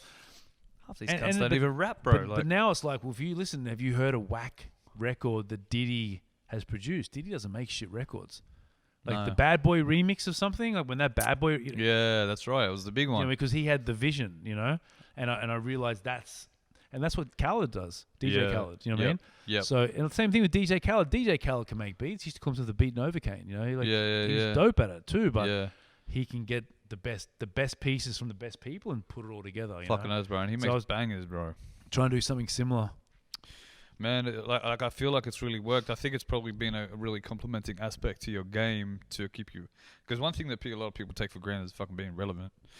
Yeah, I mean, and I didn't realize at the time what Blazin was doing for me by keeping me relevant. Like I didn't think. What I mean is, at the time I was like, yeah, this is great, and this keeps me. You know, what I mean, I didn't have those thoughts. I was just doing it. But then when Blazin ended, I was kind of like, well, shit, Oh yeah, okay, yeah, you put. because we were on TV commercials, we were doing all this kind of wild shit. Yeah, of course. So then I realized, well, hey, putting out these songs is a way to stay relevant. The dance DJs do it. It's a way to stay touring. And I even realize sometimes the venues, they just want to, you know, if I play at Gilligan's 3 times a year because I do a great show and it goes off, if I give them different stuff to make it look different every time, even better, rather than the same thing 3 Yeah, times a same year, cunt. you know? Yeah. So it was really cool. But and then, you know, the latest record we got is Extra. Yeah, man, which is a dope track, and we'll definitely go into that. Because I want to sort of pick your brain about it as well. Yeah, man. Current DJ climate. Yeah, go for it. Current DJ I take a climate. piss and these things are all gone, man. Yeah, I know. I chowed down. How do you? I mean, you've sort of managed to stay above it, and you know you've obviously built. Stay above what? Stayed above the current climate of DJs, like, you know, because, you know, I saw it from the back, sort of behind the scenes. I'd sort of say, like, it just sort of, it's almost like, it's funny how you said back in the day, it's like, here's your tickets with your fucking initials on it, like, hot those, and then that dictates your thing. Then it got to a point where, like, you know, the mottos, the fucking, you know, the tickles. Yeah, we might have been the first generation of guys whose names drew crowds. The name Tickles, drew the crowd. Guns, Motto, myself, Samurai, Nike, 100%. Stanley, all these guys, you know. But now you guys are sort of, you know, the craft, you know, it's sort of like few and far between. And it's like, it went back to those promoters and those licensees turning around and being like, nah, you know, now it's Serato. Now everyone's got the hot fucking playlist, right? You'll do it for fucking, do I hear 120? Do I hear fucking 100? Like, who's going to do it for 70 and some drink tickets? Like, Yeah, look, you know, how have you stayed above that? I mean, those things, I think those things happen in any industry. Yep. Over time, you know. Yep. That's just life. And I guess I was lucky enough to build my name and profile that people never pulled me into those debates. 100%, yeah. And shouts to DJ Pogo. You know, my brother, he lives in Brazil now. He's from the UK originally, and he mentored me a lot, even on the business stuff as well as the turntable stuff. But he once said to me, sometimes you got to starve to make money. Okay. And he was very much like, you know, you don't want to drop your price, you don't want to do this. And don't get me wrong, sometimes you can be having a quiet month and there's something that's been on offer, but if the money's not right, once you do it for that price, That's what your price is. that's what your price is, you know. Yes. And that's why I feel like some of the dudes that DJ in retail stores, they don't get paid a lot.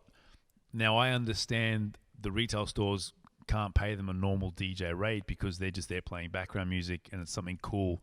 It's not necessarily something needed. Yeah. But everyone knows what they get paid. Yeah. As a promoter, I could be like, well, bro, I know you play for $25 an hour Yeah. at a certain time. Yeah. But then that person's got to say, yeah, I do, but that's because it's Tuesday at midday.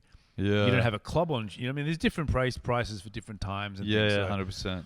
But look, I'm not mad at those guys for doing that because all they do is categorize themselves, Yep. you know? Yep. And you're saying the thing about skills and whatnot as well. Like, I sometimes say to people now, looking back, because it's always easy to look back. Yeah. I don't know whether anyone liked hearing us cut up records, and there might have been girls like, it's fucking that Shut bass the drop, bass drop, Shut dun the dun fuck dun dun up. bass drop, bass dun dun dun dun dun dun bass drop, bass drop, bass drop. You know what I mean? Like, started again. we liked it. Yeah, you know? yeah. The fucking guys And- posted up the bar like this. Yeah, so, but I don't know whether people necessarily liked it, but it was part of the culture. It might have been accepted. Yeah. But, now, and this is, you're going about this forever, but like, people want to be entertained and they want to see different shit. Like, all that stuff we were doing then, that was 20 years ago. And then it was might have fucking been dope and fresh. It was fresh at the time. at the time, right? But 20 years later, not so much. You know what I mean? It's like saying, very not so much. yeah. And so, like, for us now, if we got the choice of seeing DJ Craze, who's a fucking phenomenal legend, Yep. or if Kim Kardashian started DJing, she's going to be in a bikini bopping around at a pool party. Then you got to make your decision. Yeah, like one of the best parties I've been to, Snoop was DJing. Snoop's not a DJ. Bro, I want to see Shaquille. Have you seen Shaquille O'Neal DJs now? He's probably fun. But what I was about to say, but Fucking Snoop, oath. can you know how much fun it was when Snoop's playing records and he stopped me like, fishes on my nizzle, and played Gin and Juice? Like, dude, like, but can you imagine? I love you, Snoop Dogg. Do you know what I mean? Like, it was Fucking fucking oath, bro. crazy, you That'd know? be So crazy. Yeah, things change, man, and you got to adapt. And have to adapt. I think that's and I important. think that's one of my best skills is I never get fixated on people like on what it was or how it should be. Yep. I'm just how it is. Yeah. It's like COVID now. I'm out in the streets and I'm out trying to make a whole new income for myself. Yep. Because who knows when it's going to come back. Yeah. Right. The government's been great, giving out assistance. I can't say nothing bad about the government. Yep. But Not here to get political. they might run out of money. Yep. But when it does come back, like there are some clubs playing now, right? Yep. They're paying DJs, let's say, half of what they usually would get paid. Yep. Which is very fair because the club can only trade fair at for them. 25% capacity. You understand that, but, No, but- that's also not your price. So you got to starve. Well, yes or no. Don't get me wrong. Like if I had to do it, you got to do it. You got to pay the light bills, right? But what I'm saying though is, I'm saying the clubs are actually being generous. If you can only trade at 25% capacity, but you're paying someone half the rate, they could say, "Hey, we're at 25%. We can offer you 25%." They'd That's probably true. find someone to do it. But they got, you know what I mean? So like, I think they got their everyone's doing integrity. everything good. Yeah. But for me personally, I want to try and find something else to do, keep the finances sorted, so I don't have to Yeah. drop the price and the branding. That's hectic, man. It's such a strong mentality, bro. And I think it's something really good for cats that are coming up to know that aspect of it, as well. I was going to actually ask another question, but I think you sort of pretty much just answered that in terms of what advice would you give, upcoming DJs. I think you've been fucking giving heaps of People fucking just, shit. they just got to, I think they got to find their personality, whatever artist you are, like, and like I said, it's easy to sound fucking like you know everything and you're all wise and shit, but, I'm turning 45 in a few weeks, like I'm supposed to know a little bit. Yeah, but- yeah. Just by default. By default. Default knowledge. Just by years on the planet. Yeah, like, yeah. You know. Yeah. Um, Dun, dun. But, I think people have got to let their personality free. And as I've gotten older, I feel like I've gotten more fun, especially when I'm DJing. Like, I don't give a fuck. Like, I'm super secure. Like, back in the day, we'd all be so worried about doing this and keeping it real and fucking doing the Remember the beat days when it juggles was like keeping it real, but now we kept it the fucking realest we've ever kept it. Yeah, but now it's kind of like, I'll be dancing. I mean, I'll be DJing and I'll see a dude dance on a fucking podium and I'll stop the music and be like, bruv, What are you doing, blood? unless you've got breasts off the podium. Like, we don't want to see you. No, I'll buy you a drink, but just off. And the best thing is they'll be like, And they laugh. yeah, and they then some laugh. chick gets up, but you just got to have a good time. Some chick gets up. And it's it's projecting your personality, and that's why where the DJ game's changed. And there are dudes out there. I feel like all the sort of for lack of a better expression, but if Australia's got greats, Yeah, the greats are still doing it. yeah, Beast Mode is out there. 100%. Guns is out there. Tickles is out there. Yep. Motto is out there. I don't know what Facebook would be without Tickles. Shout out to Tickles. Like, Straight the fuck up. Yeah, tickles all over Facebook.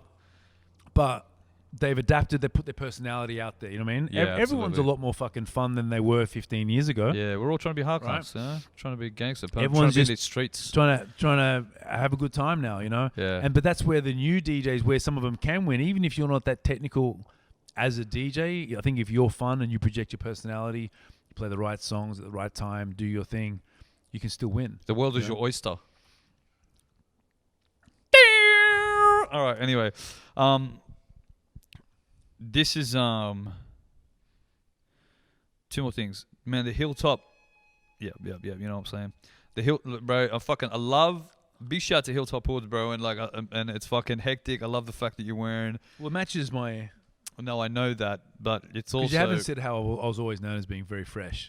You've always been a fresh guy. There was only one thing that I never that you probably don't. It even just came to mind, but you sort of show me a bit of light on. Like back in the day, you'd wear the oversized tee, but you're always straight with your short game. You'd never wear a long short or a short long. You were always very definitive about your short length. I don't remember this, but I remember it. And see, for me, I was like, nah, cuz if the shirt's long, then the short's got to be long, right? But you're like, no. I'll have a long shirt, but I'll just have, So I've actually, I know you might not notice. No, It doesn't matter. this. I know who I am, and maybe I took that off you subconsciously. But you do look fresh, and you got the Hilltop Hoods. You got the Hilltop Hoods hoodie.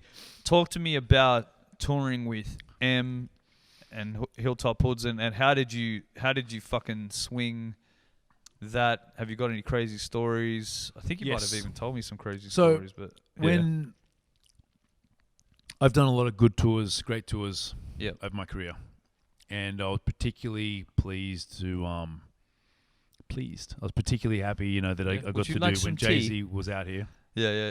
Say again. When Jay-Z was here on the Rock the Block tour, Yeah. I got to fist bump Jay-Z every night. Fuck. I was DJing. Just quietly. Just got a fist bump Jay-Z. I was DJing for Smash Proof, and bloody fist. we had to be out of backstage. It was part of the deal, the contract. They had to leave as soon as they were finished. Like, come back to your room, pack up, get the fuck out. This is for who? Jay? Or The Rock the Block tour, which Yep, okay, was yep. Jay-Z, Rihanna, and Neo. Now, I wanted a drop from Jay-Z more than anything. Yeah. So my tactic used to be to be cool on the tour. So by the end of the tour, everyone's pretty relaxed and you get a drop. You know what I mean? Yeah. And Smash Proof are funny because they're like legit wild guys that rap. A lot of guys that are not what they claim, but these guys were worse than what they claimed, So I used to stand I'm in sure I've this seen fucking- Tyreek try to wear a shirt. Yeah, so I used to stand in the doorway yelling at them to shut the fuck up because we're supposed to leave. And I used to wait for Jay to walk past because he used to walk past our room. And every night he'd walk past and be like, and I used to be like, this Never fist watching. will never be a bloody Never- fist. yeah. It was like, that was cool, man. I was Sorry, that man. was proper Gonna have to use starstruck. this fist. Yeah. And Beyonce used to just walk around chilling. They were together, but not Official. married or Yeah. But Yep. like I remember one night just watching the show and someone bumped me and it was her next to me, like because in their minds we must be part of the actual thing to be backstage because we should have left. Either that or she knew we were from there and we hadn't been a problem, so it was cool. But Yep. they were all super cool. But that was a good tour story. But with Eminem, when he came out in 2015, I wanted to do the DJ tour support. Yep. And my manager at the time was involved with the PR in it all, Shasta Petrina, and it was sort of Big shouts between to me and M Phases. Yes. But M Phases had produced a song for Eminem, right? So they Yes. picked M Phases. Okay. And look, shout to M Phases, 100%. but I was fucking dirty. Because In my mind, I'm like, but I'm Well, you're the the fucking DJ. You're the yeah. DJ. No, M Phases DJs, but he's no more of a he's producer. but that's But what I I'm was saying. dirty. I was You're like the so dirty.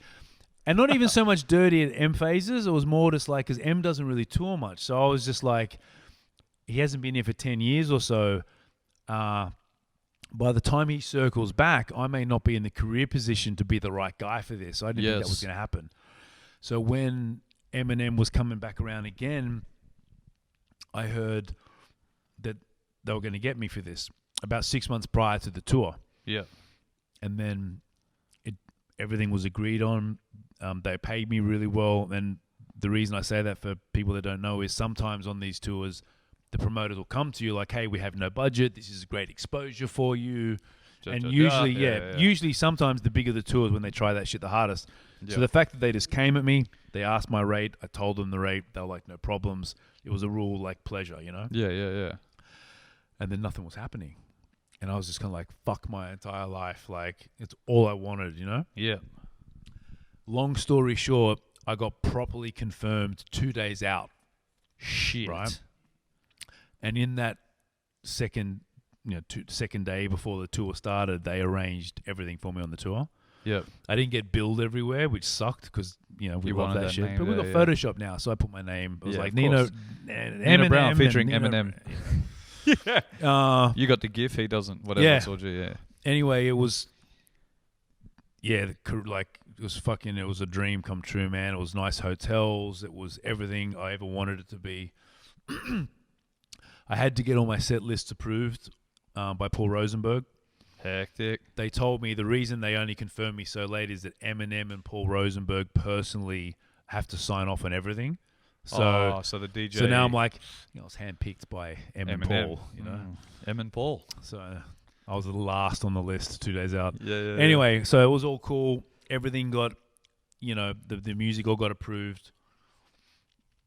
I mean, obviously they don't want you to play some song where someone's probably saying "fuck Eminem." Yeah, it's probably not a good idea. But it was totally cool. There was not supposed to be any cameras backstage and stuff, but everyone always sneaks a camera and shit and does a few things. But it was cool, man. Everything was done. It was the tour where there was no budget. Like there was no budget limitations. Everything was just done amazing. Next level.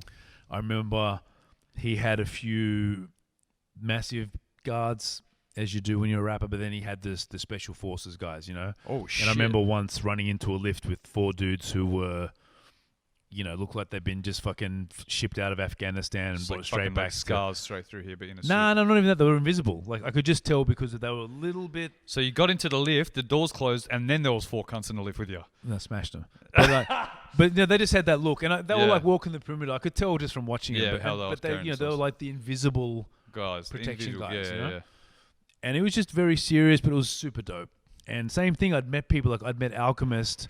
Peter Guns brought Alchemist to my house, another tour story, when Alchemist was here with You Mobb hearing this Deep. shit? Alchemist is just okay, yeah, fucking that's Shout out to hectic. Peter Guns, because I'm a massive fan of Alchemist. But Peter Guns brought Alchemist. He was driving Mobb Deep around when they were here once. So I'd met Alchemist previously, got to chat to him, and it He's was a sick just, guy as it well. was cool. But so on this tour, I opened all the sets, and the last set was before Hilltop Hoods. After Hilltop Hoods, between M was about 30, 40 minutes where they had to move everything because M had a whole fucking orchestra, not a band. Orchestra. Anyway, that was dope.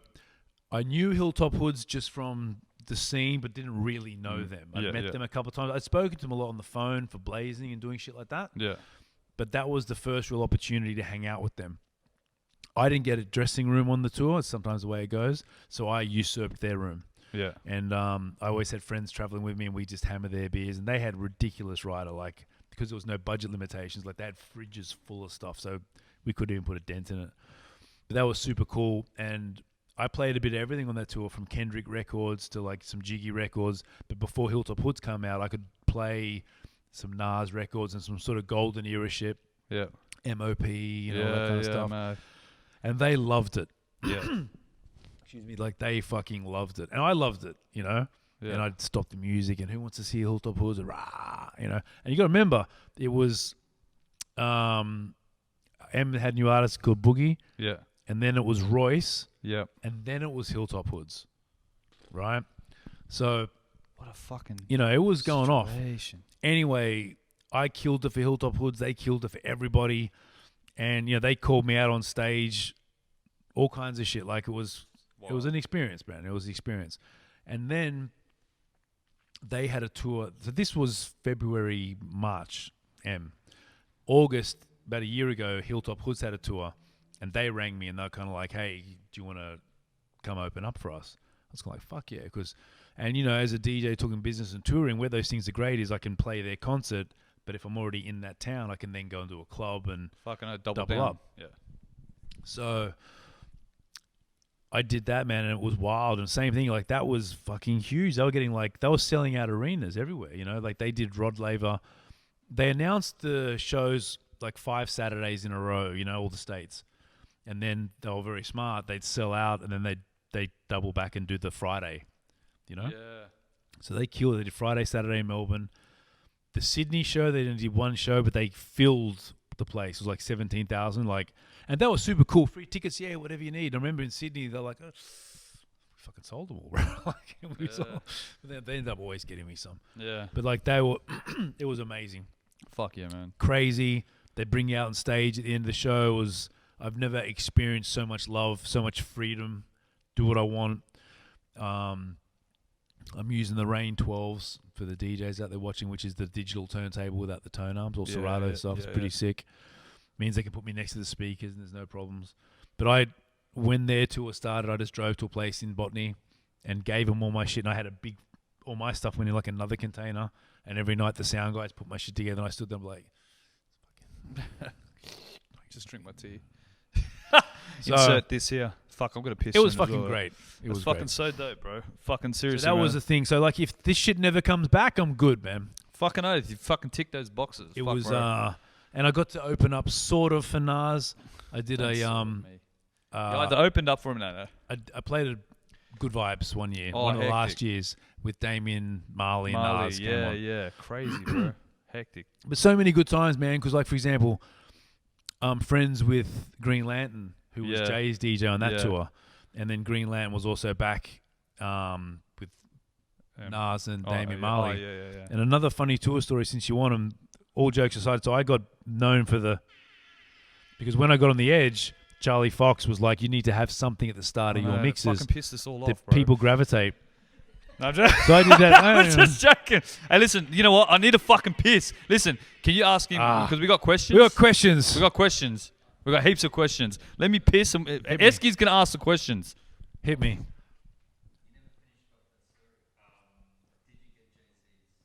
I never got it. So the story with the Jay-Z drop was at the last, they'd been on tour for 3 months, and the last show in Australia was the last show of their worldwide tour. And so I'd befriend the guard, and the guard was like, yep, he's cool to do it, just wait here. And I stood outside their dressing room while they were partying for like 2 or 3 hours, waiting. And the guy came out eventually, he's like, he's a bit drunk now, he's not going to do it. And I was like, fuck. So yeah, devastated, man, devastated. Question this way from Wayne Hunt. How big is your vinyl collection now? My vinyl collection now is a lot smaller. When I went over to Serato and I moved once, I shifted all the records I felt like I could get rid of. But I've probably got, those IKEA things. I've got one of them full and a couple of crates, and I've probably got a couple of hundred 7-inch 45s. Maybe, what are they, 5, maybe 30 crates of records. I hate vinyl now. Like, you got to store it places. I love Serato. That was the next question. Is what are your views on vinyls, and do you still buy vinyls? I buy 45s every now and again just because I feel like they're more of a collector's item. I mean, I love the feel and sound and texture of vinyl, but when you're a full-time DJ with a big record collection, like moving house and just real estate costs and, man, storing that shit is horrible. Moving house, no one wants to help me move house. I help you move. It's fitness. Yeah. Fitness pizza in my mouth. No more questions? No more?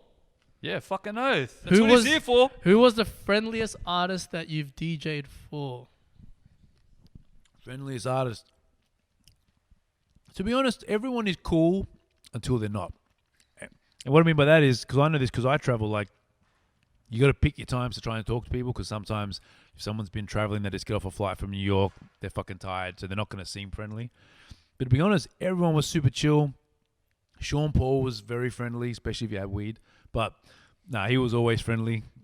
Who else was friendly? Everyone was pretty cool, man. Those Superfest tours were something else because everyone was having a good time, and a lot of the American artists don't get to hang out with each other as much as they did on some of those tours. So there was a lot of fun vibes backstage. I'm trying to think who else was. Everyone's free. Like Fat Man Scoop, super friendly.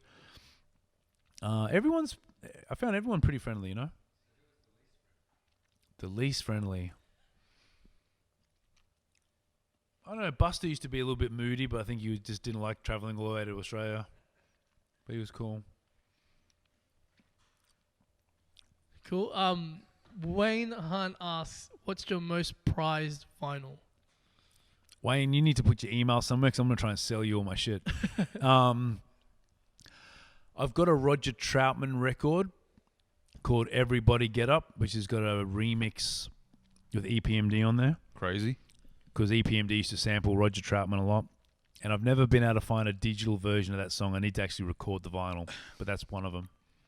I love that shit. When you've been around long, like, all that shit that hasn't come across to the digital shit. Like, we we're just talking about the Pheromone shit. Yeah. Like, that only came into, and it's like fucking 20 years old. Yeah.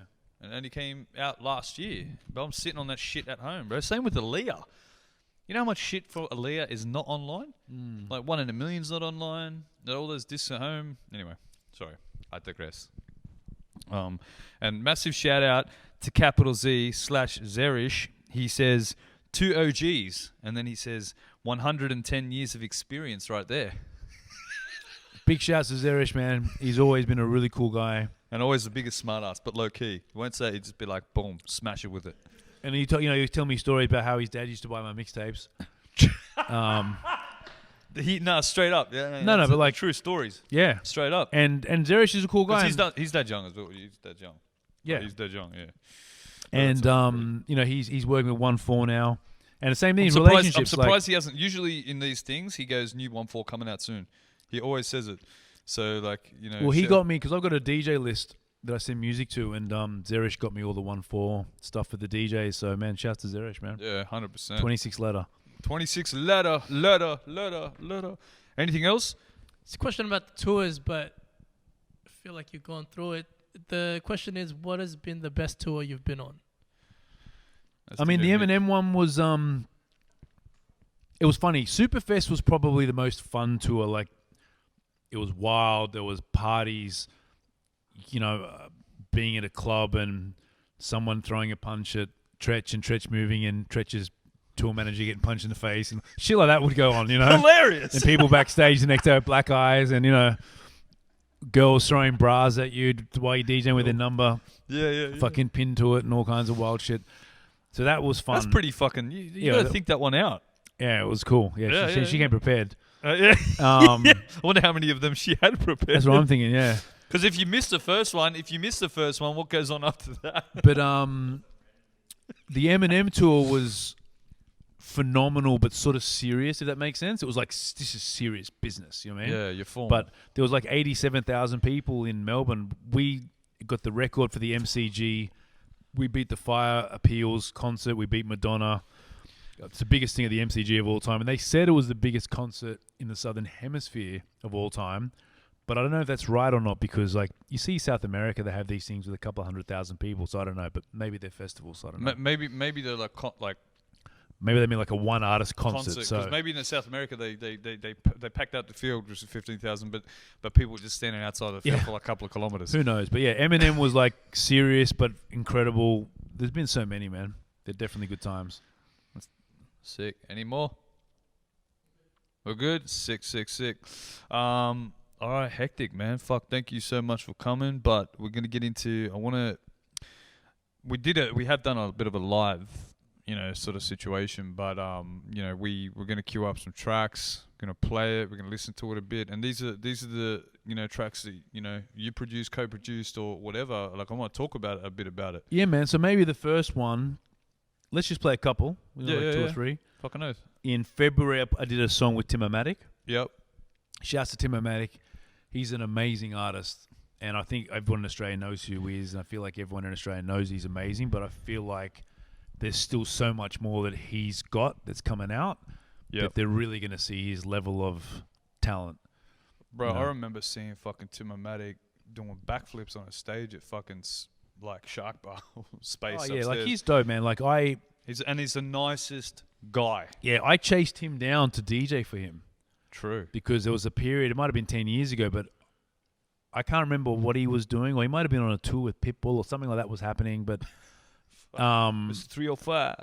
Wherever he was in whatever city he was at, I was basically there doing club shows, and I was kind of like, and I saw him DJ, and his management just had him performing to like a backing track off an iPad, and I was kind of like, I could make your show so fucking sick. Yeah, that's fucking And the same hectic. thing is like, you know, we can work the business out because I'll go double up and play at a club later on. Like, I'm doing this because I love this shit. Like you're Yeah, saying, yeah, you know? yeah. Dope.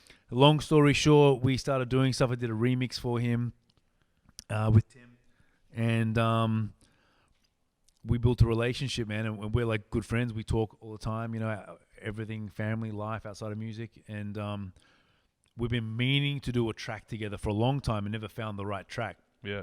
And then I heard him rapping over a trap record. Singing over a trap record. I was just kind of like, fuck, man. Like, this is what we need to do. Okay, Bryson Tiller.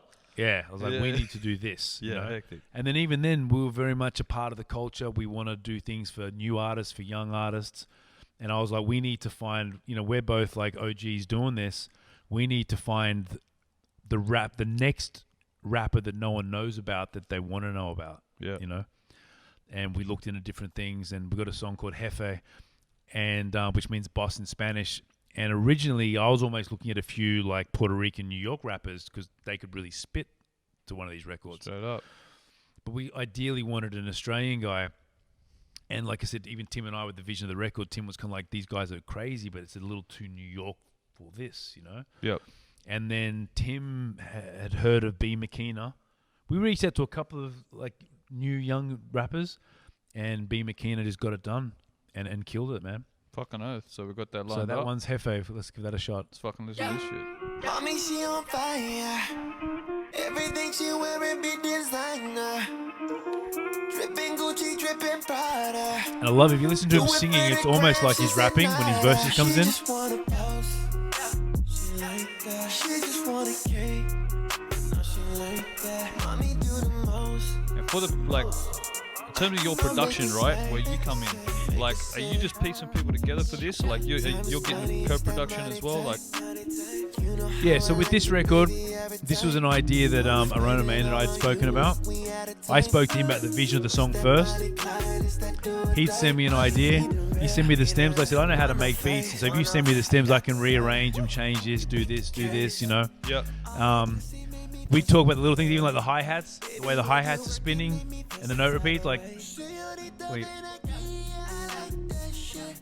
So all the little hi-hats, like, Yeah. Aaron and I had like intricate conversations about that because in my mind, for example, the hi-hats is what gets the people that can't feel the bounce. They need the hi-hats to guide them. You know what I'm trying to say? Because I'm always thinking about the dance floor. Crazy, You know? yo. Yeah. Dripping Gucci, dripping Prada. Do it for the gram. She said nada. She just wanna. And then once the song's done, you know, like I'd get involved in arranging the beat, stuff like that. So now when B. McKenna comes in here, this is where we really flip the beat to keep it interesting from a rapper's perspective. So Yeah. check the beat here. Whipping them forward, doing the most. Dripping the sauce, too many floors, she taking a loss. Inferno alert, blowing the back. No And then I want to change every 4 bars. Kitty on point, came with a drug, I take it out. So you bring that direction in? She got the fire, my diet. City to city, we're flying. Pilot. Between Arona Man and I, we go back and forth. Like I got the idea, he'll say this, I might He'll wanna change execute. this. Yeah, Between yeah. the two of us, you know. Baby, welcome to the palace. But it got me on the cottage. Independent, how I like it. Nelly Melbourne when she wake up Saint Laurent. And that also steers the MC.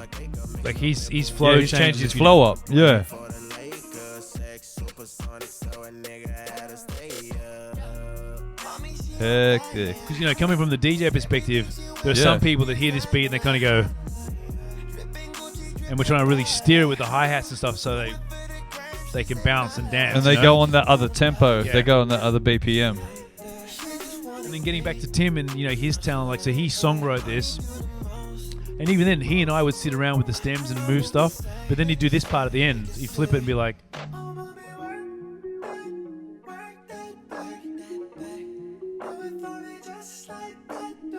and we obviously changed the music to fit around that. You know? Yeah, water it down, all that sort of shit. She just wanna boss. So yeah, man. I mean, Fuck. Tim's a beast. You know, Arona Main's a beast. B. McKenna. Shout out to all those guys. hectic to hear though, man, because you know I think that's one thing that the whole time that we're talking, we probably haven't nodded to is that the fuck, bro, you're a DJ, and I know, that, I am. but in the way that it's like, you know, I'm a DJ, so I'm considering hi hats. These guys are considering fucking 808s and bass lines from a fucking, you know what I mean, from a fucking like a groove element. You're thinking from like a tempo element in terms of like guiding someone on how to fucking dance, basically, right? Yeah, because I want to play the record. Fuck you, COVID. And see people dance. Fuck you, COVID. You know. Yeah. And you know, it was a pleasure. Big shout doing to this. Kim DeLee on the ones and twos. Yeah. Yeah. I don't know if I can share my air horn with him. Actually, remind me to tell you my air Nino horn story at the Brown. end. But A what? the air horn story at the end. But All right, yes, please.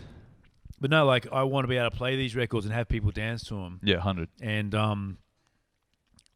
And yeah, so that's where that came in. And you know, it's cool working with the Rona Main because he's got his views and like you know, in a good relationship, you can have your good times and your bad times. Of course. I busted his balls, he's busted my balls. You know, we agree, we disagree. You know. Yep.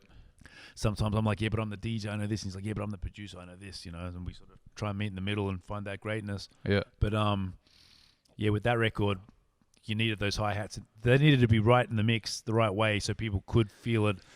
You know, It's without fucking missing hectic. it. Man. It's hectic. It's just hectic to hear it. You know what I mean? It's like Yeah, it's and big it's- appreciation for like the. That's the producer thing because, like I Yeah. said, it's not me. Sometimes, and I've done this before with other songs. Like you might just grab a beat and grab an artist and just let it go.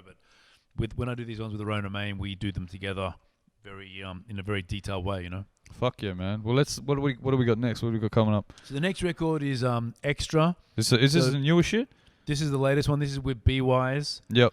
So before we play it, I originally the vision I had for this record, I always wanted to do it with B Wise. B Wise is the man. B Wise is the man. He's a great artist. I've known the guy for years. He used to come to XO. You know, why are you laughing, man? XO. Good times. Good times. Classic hits. And you know, I've done stuff with B Wise with Tim when we're doing the stuff as Bodega Bullies and.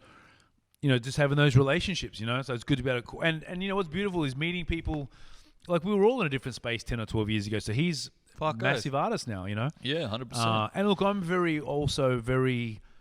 aware and respectful in the sense of like, I might have known someone 10 or 15 years, and I might have, you know, I hate when people are like, oh, but I knew you before you started, or I did this, like, I never try and be that guy, so like, I know him from them, and I can ring him, and he'll call me back, and vice versa, but I'll always treat him as B Wise of now. Do you know what I'm trying to say? Like, yeah, you give him the right fucking way. respect of the work that he's done. You know, so when I did this, when this record came about, Arona Man and I had the beat ready. My original, this record features Flip De Niro and B Wise. Yes. My original artist, I guess, wish at the time was actually for Amine, because he was in Australia a lot, and I used to run into the guy at the Qantas Business Lounge because I fly like that, pre-COVID. Fuck that shit. Fuck you, COVID. I need a code. The COVID gets the fucking. Hey, no one else fucking horns that. No, it's not. Only I'm horning or I'm horning. Everyone else, shut the fuck up. So, Amino was the idea, and I kept running into the guy and realizing what a fan base he had in Australia, and he would have fitted perfectly on the record. Yep. And then while I was looking at it, some people that had helped me out, someone made a comment like, you know, I've never known Amine to be a feature guy, and I kind of thought, fuck, he sort of really isn't, you know, like he's not known for that. I don't know if he'd even be into it or what it was. And then the way it led to Flip De Niro, same thing, relationships. Fat Man Scoop's little brother Kendall's a big exec now, manages Flip De Niro. So when he started putting out Flip De Niro stuff a few years ago, they would send me dub plates, which for those who don't know is like an exclusive version of the track. Yep. And I discovered Flip that way, and Kendall and I have been in direct communication, and I was like, fuck, this guy is hot. Yeah. He would sound so dope on this record. And I was kind of like, let's do the record. And the trick, you know, when you're paying, because, you know, if you're getting a guest feature, you got to pay them, right? Yep. Especially if they don't know you. So I thought, I felt Flip was going to blow. I wanted to get in early before he really blew. Yeah. You know? When I spoke to B Wise originally about the song, he was happy to write the hook. He was going to do a verse. He knew I was going to get a feature on there. And he sat on that record for quite a while because he had his own stuff going on. Yeah. But he was sending me stuff, and we were talking regularly. And Yep.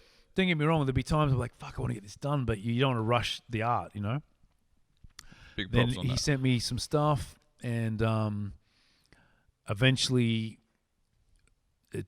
we did it a few times, and he got the record done. Basically, we just left the gap of the feature. Yep. And then we sent it to Flip, and Flip did his thing, and got it back, mixed it, mastered. Big plans, July 3 release. fuck COVID. But can I do that? Can you I can do what you want, yeah. can I, I'll- no? Can I'll I give you record that? Yeah, please. and then that can be yours. Yeah. So, My but gift yeah, to you. man, B-Wise, like, he was amazing with this, and It's a good fucking track. Bro. everything he did was great. And it was funny because when you do the features, sometimes you get sent back a sample of the verse before you get all the business done. They send you all the stems. Yep. And the first little bit I heard of Flip, I was like, I don't know if this fits, because I've only heard a little bit, right? Yeah. I'm a little nervous. Huh. And I remember B-Wise just being super cool, and I was kind of like, listen, if it's going to be much easier for you to change your shit than for me to go back to Flip if of it's course. not right, Yeah. And some artists can be real headstrong and not want to do things, and especially if they believe in what they've done. But B-Wise was totally cool. He's like, look, if we need to change it, let's do it. I got you. Yeah. But Well, we didn't need to. Flip killed it. Everything fit. It was perfect. So Fuck yeah, bro. let's play it, man. It's Extra. cool. This is a dope track. I was listening to this in the car. And we did the little sample, the for the bop, I just be extra. Now I can be extra. We be down here breaking our backs. Now these hoes get it like that. Yeah, I just been extra. Now I can be extra. We be down here breaking our backs. Now these hoes get it like that. Yeah, I started off from the bottom, no, I was never on guest list. So Now they all hope I don't drop them. More than selling my exits.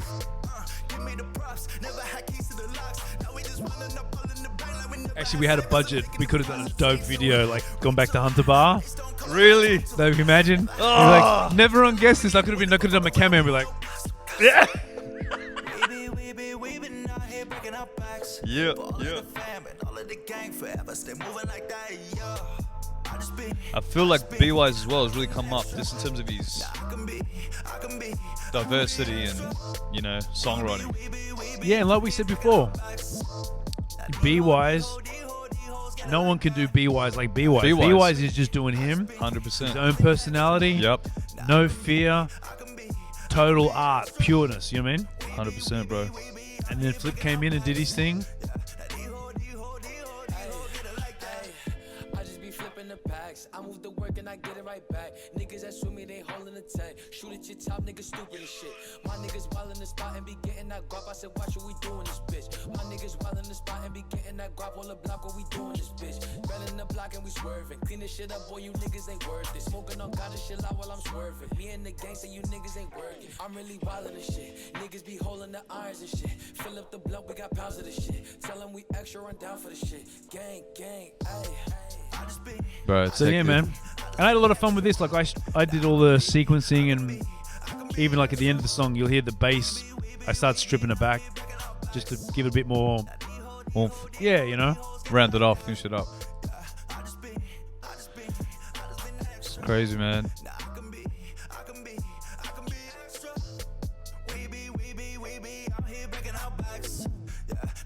Hectic. So yeah, man, that was extra. And this was my big record for 2020, because 2020 is the year we're gonna get a We're gonna get blood fist. Maybe B-Wise fucked everything. He was like, never on guest list, and old 2020 just crashed and burned.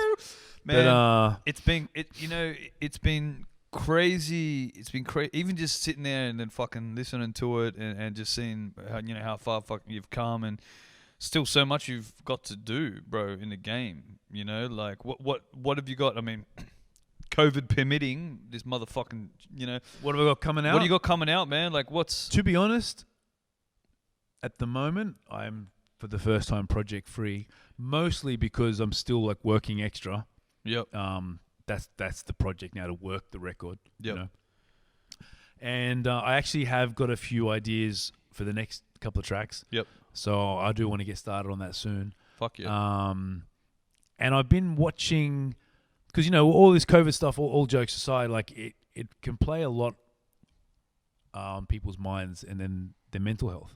Yeah, of course. So I've been watching people, because even I went through some wild times when it first started, because you're kind of like, what the fuck, Twiddling your thumbs. Sorry, Twiddling your thumbs. Yeah. Just sitting there, just kicking back. I gotta like, get what for the fuck? pee again soon. But Fuck, that's all right. We'll wrap it up soon as right. it's like Coke Zero. But But I've been watching who's been creative through this. Yep. You know, so that's inspiring me. You know. Yeah, hectic. But yeah, man, I'm just working extra right now and just planning to navigate through COVID.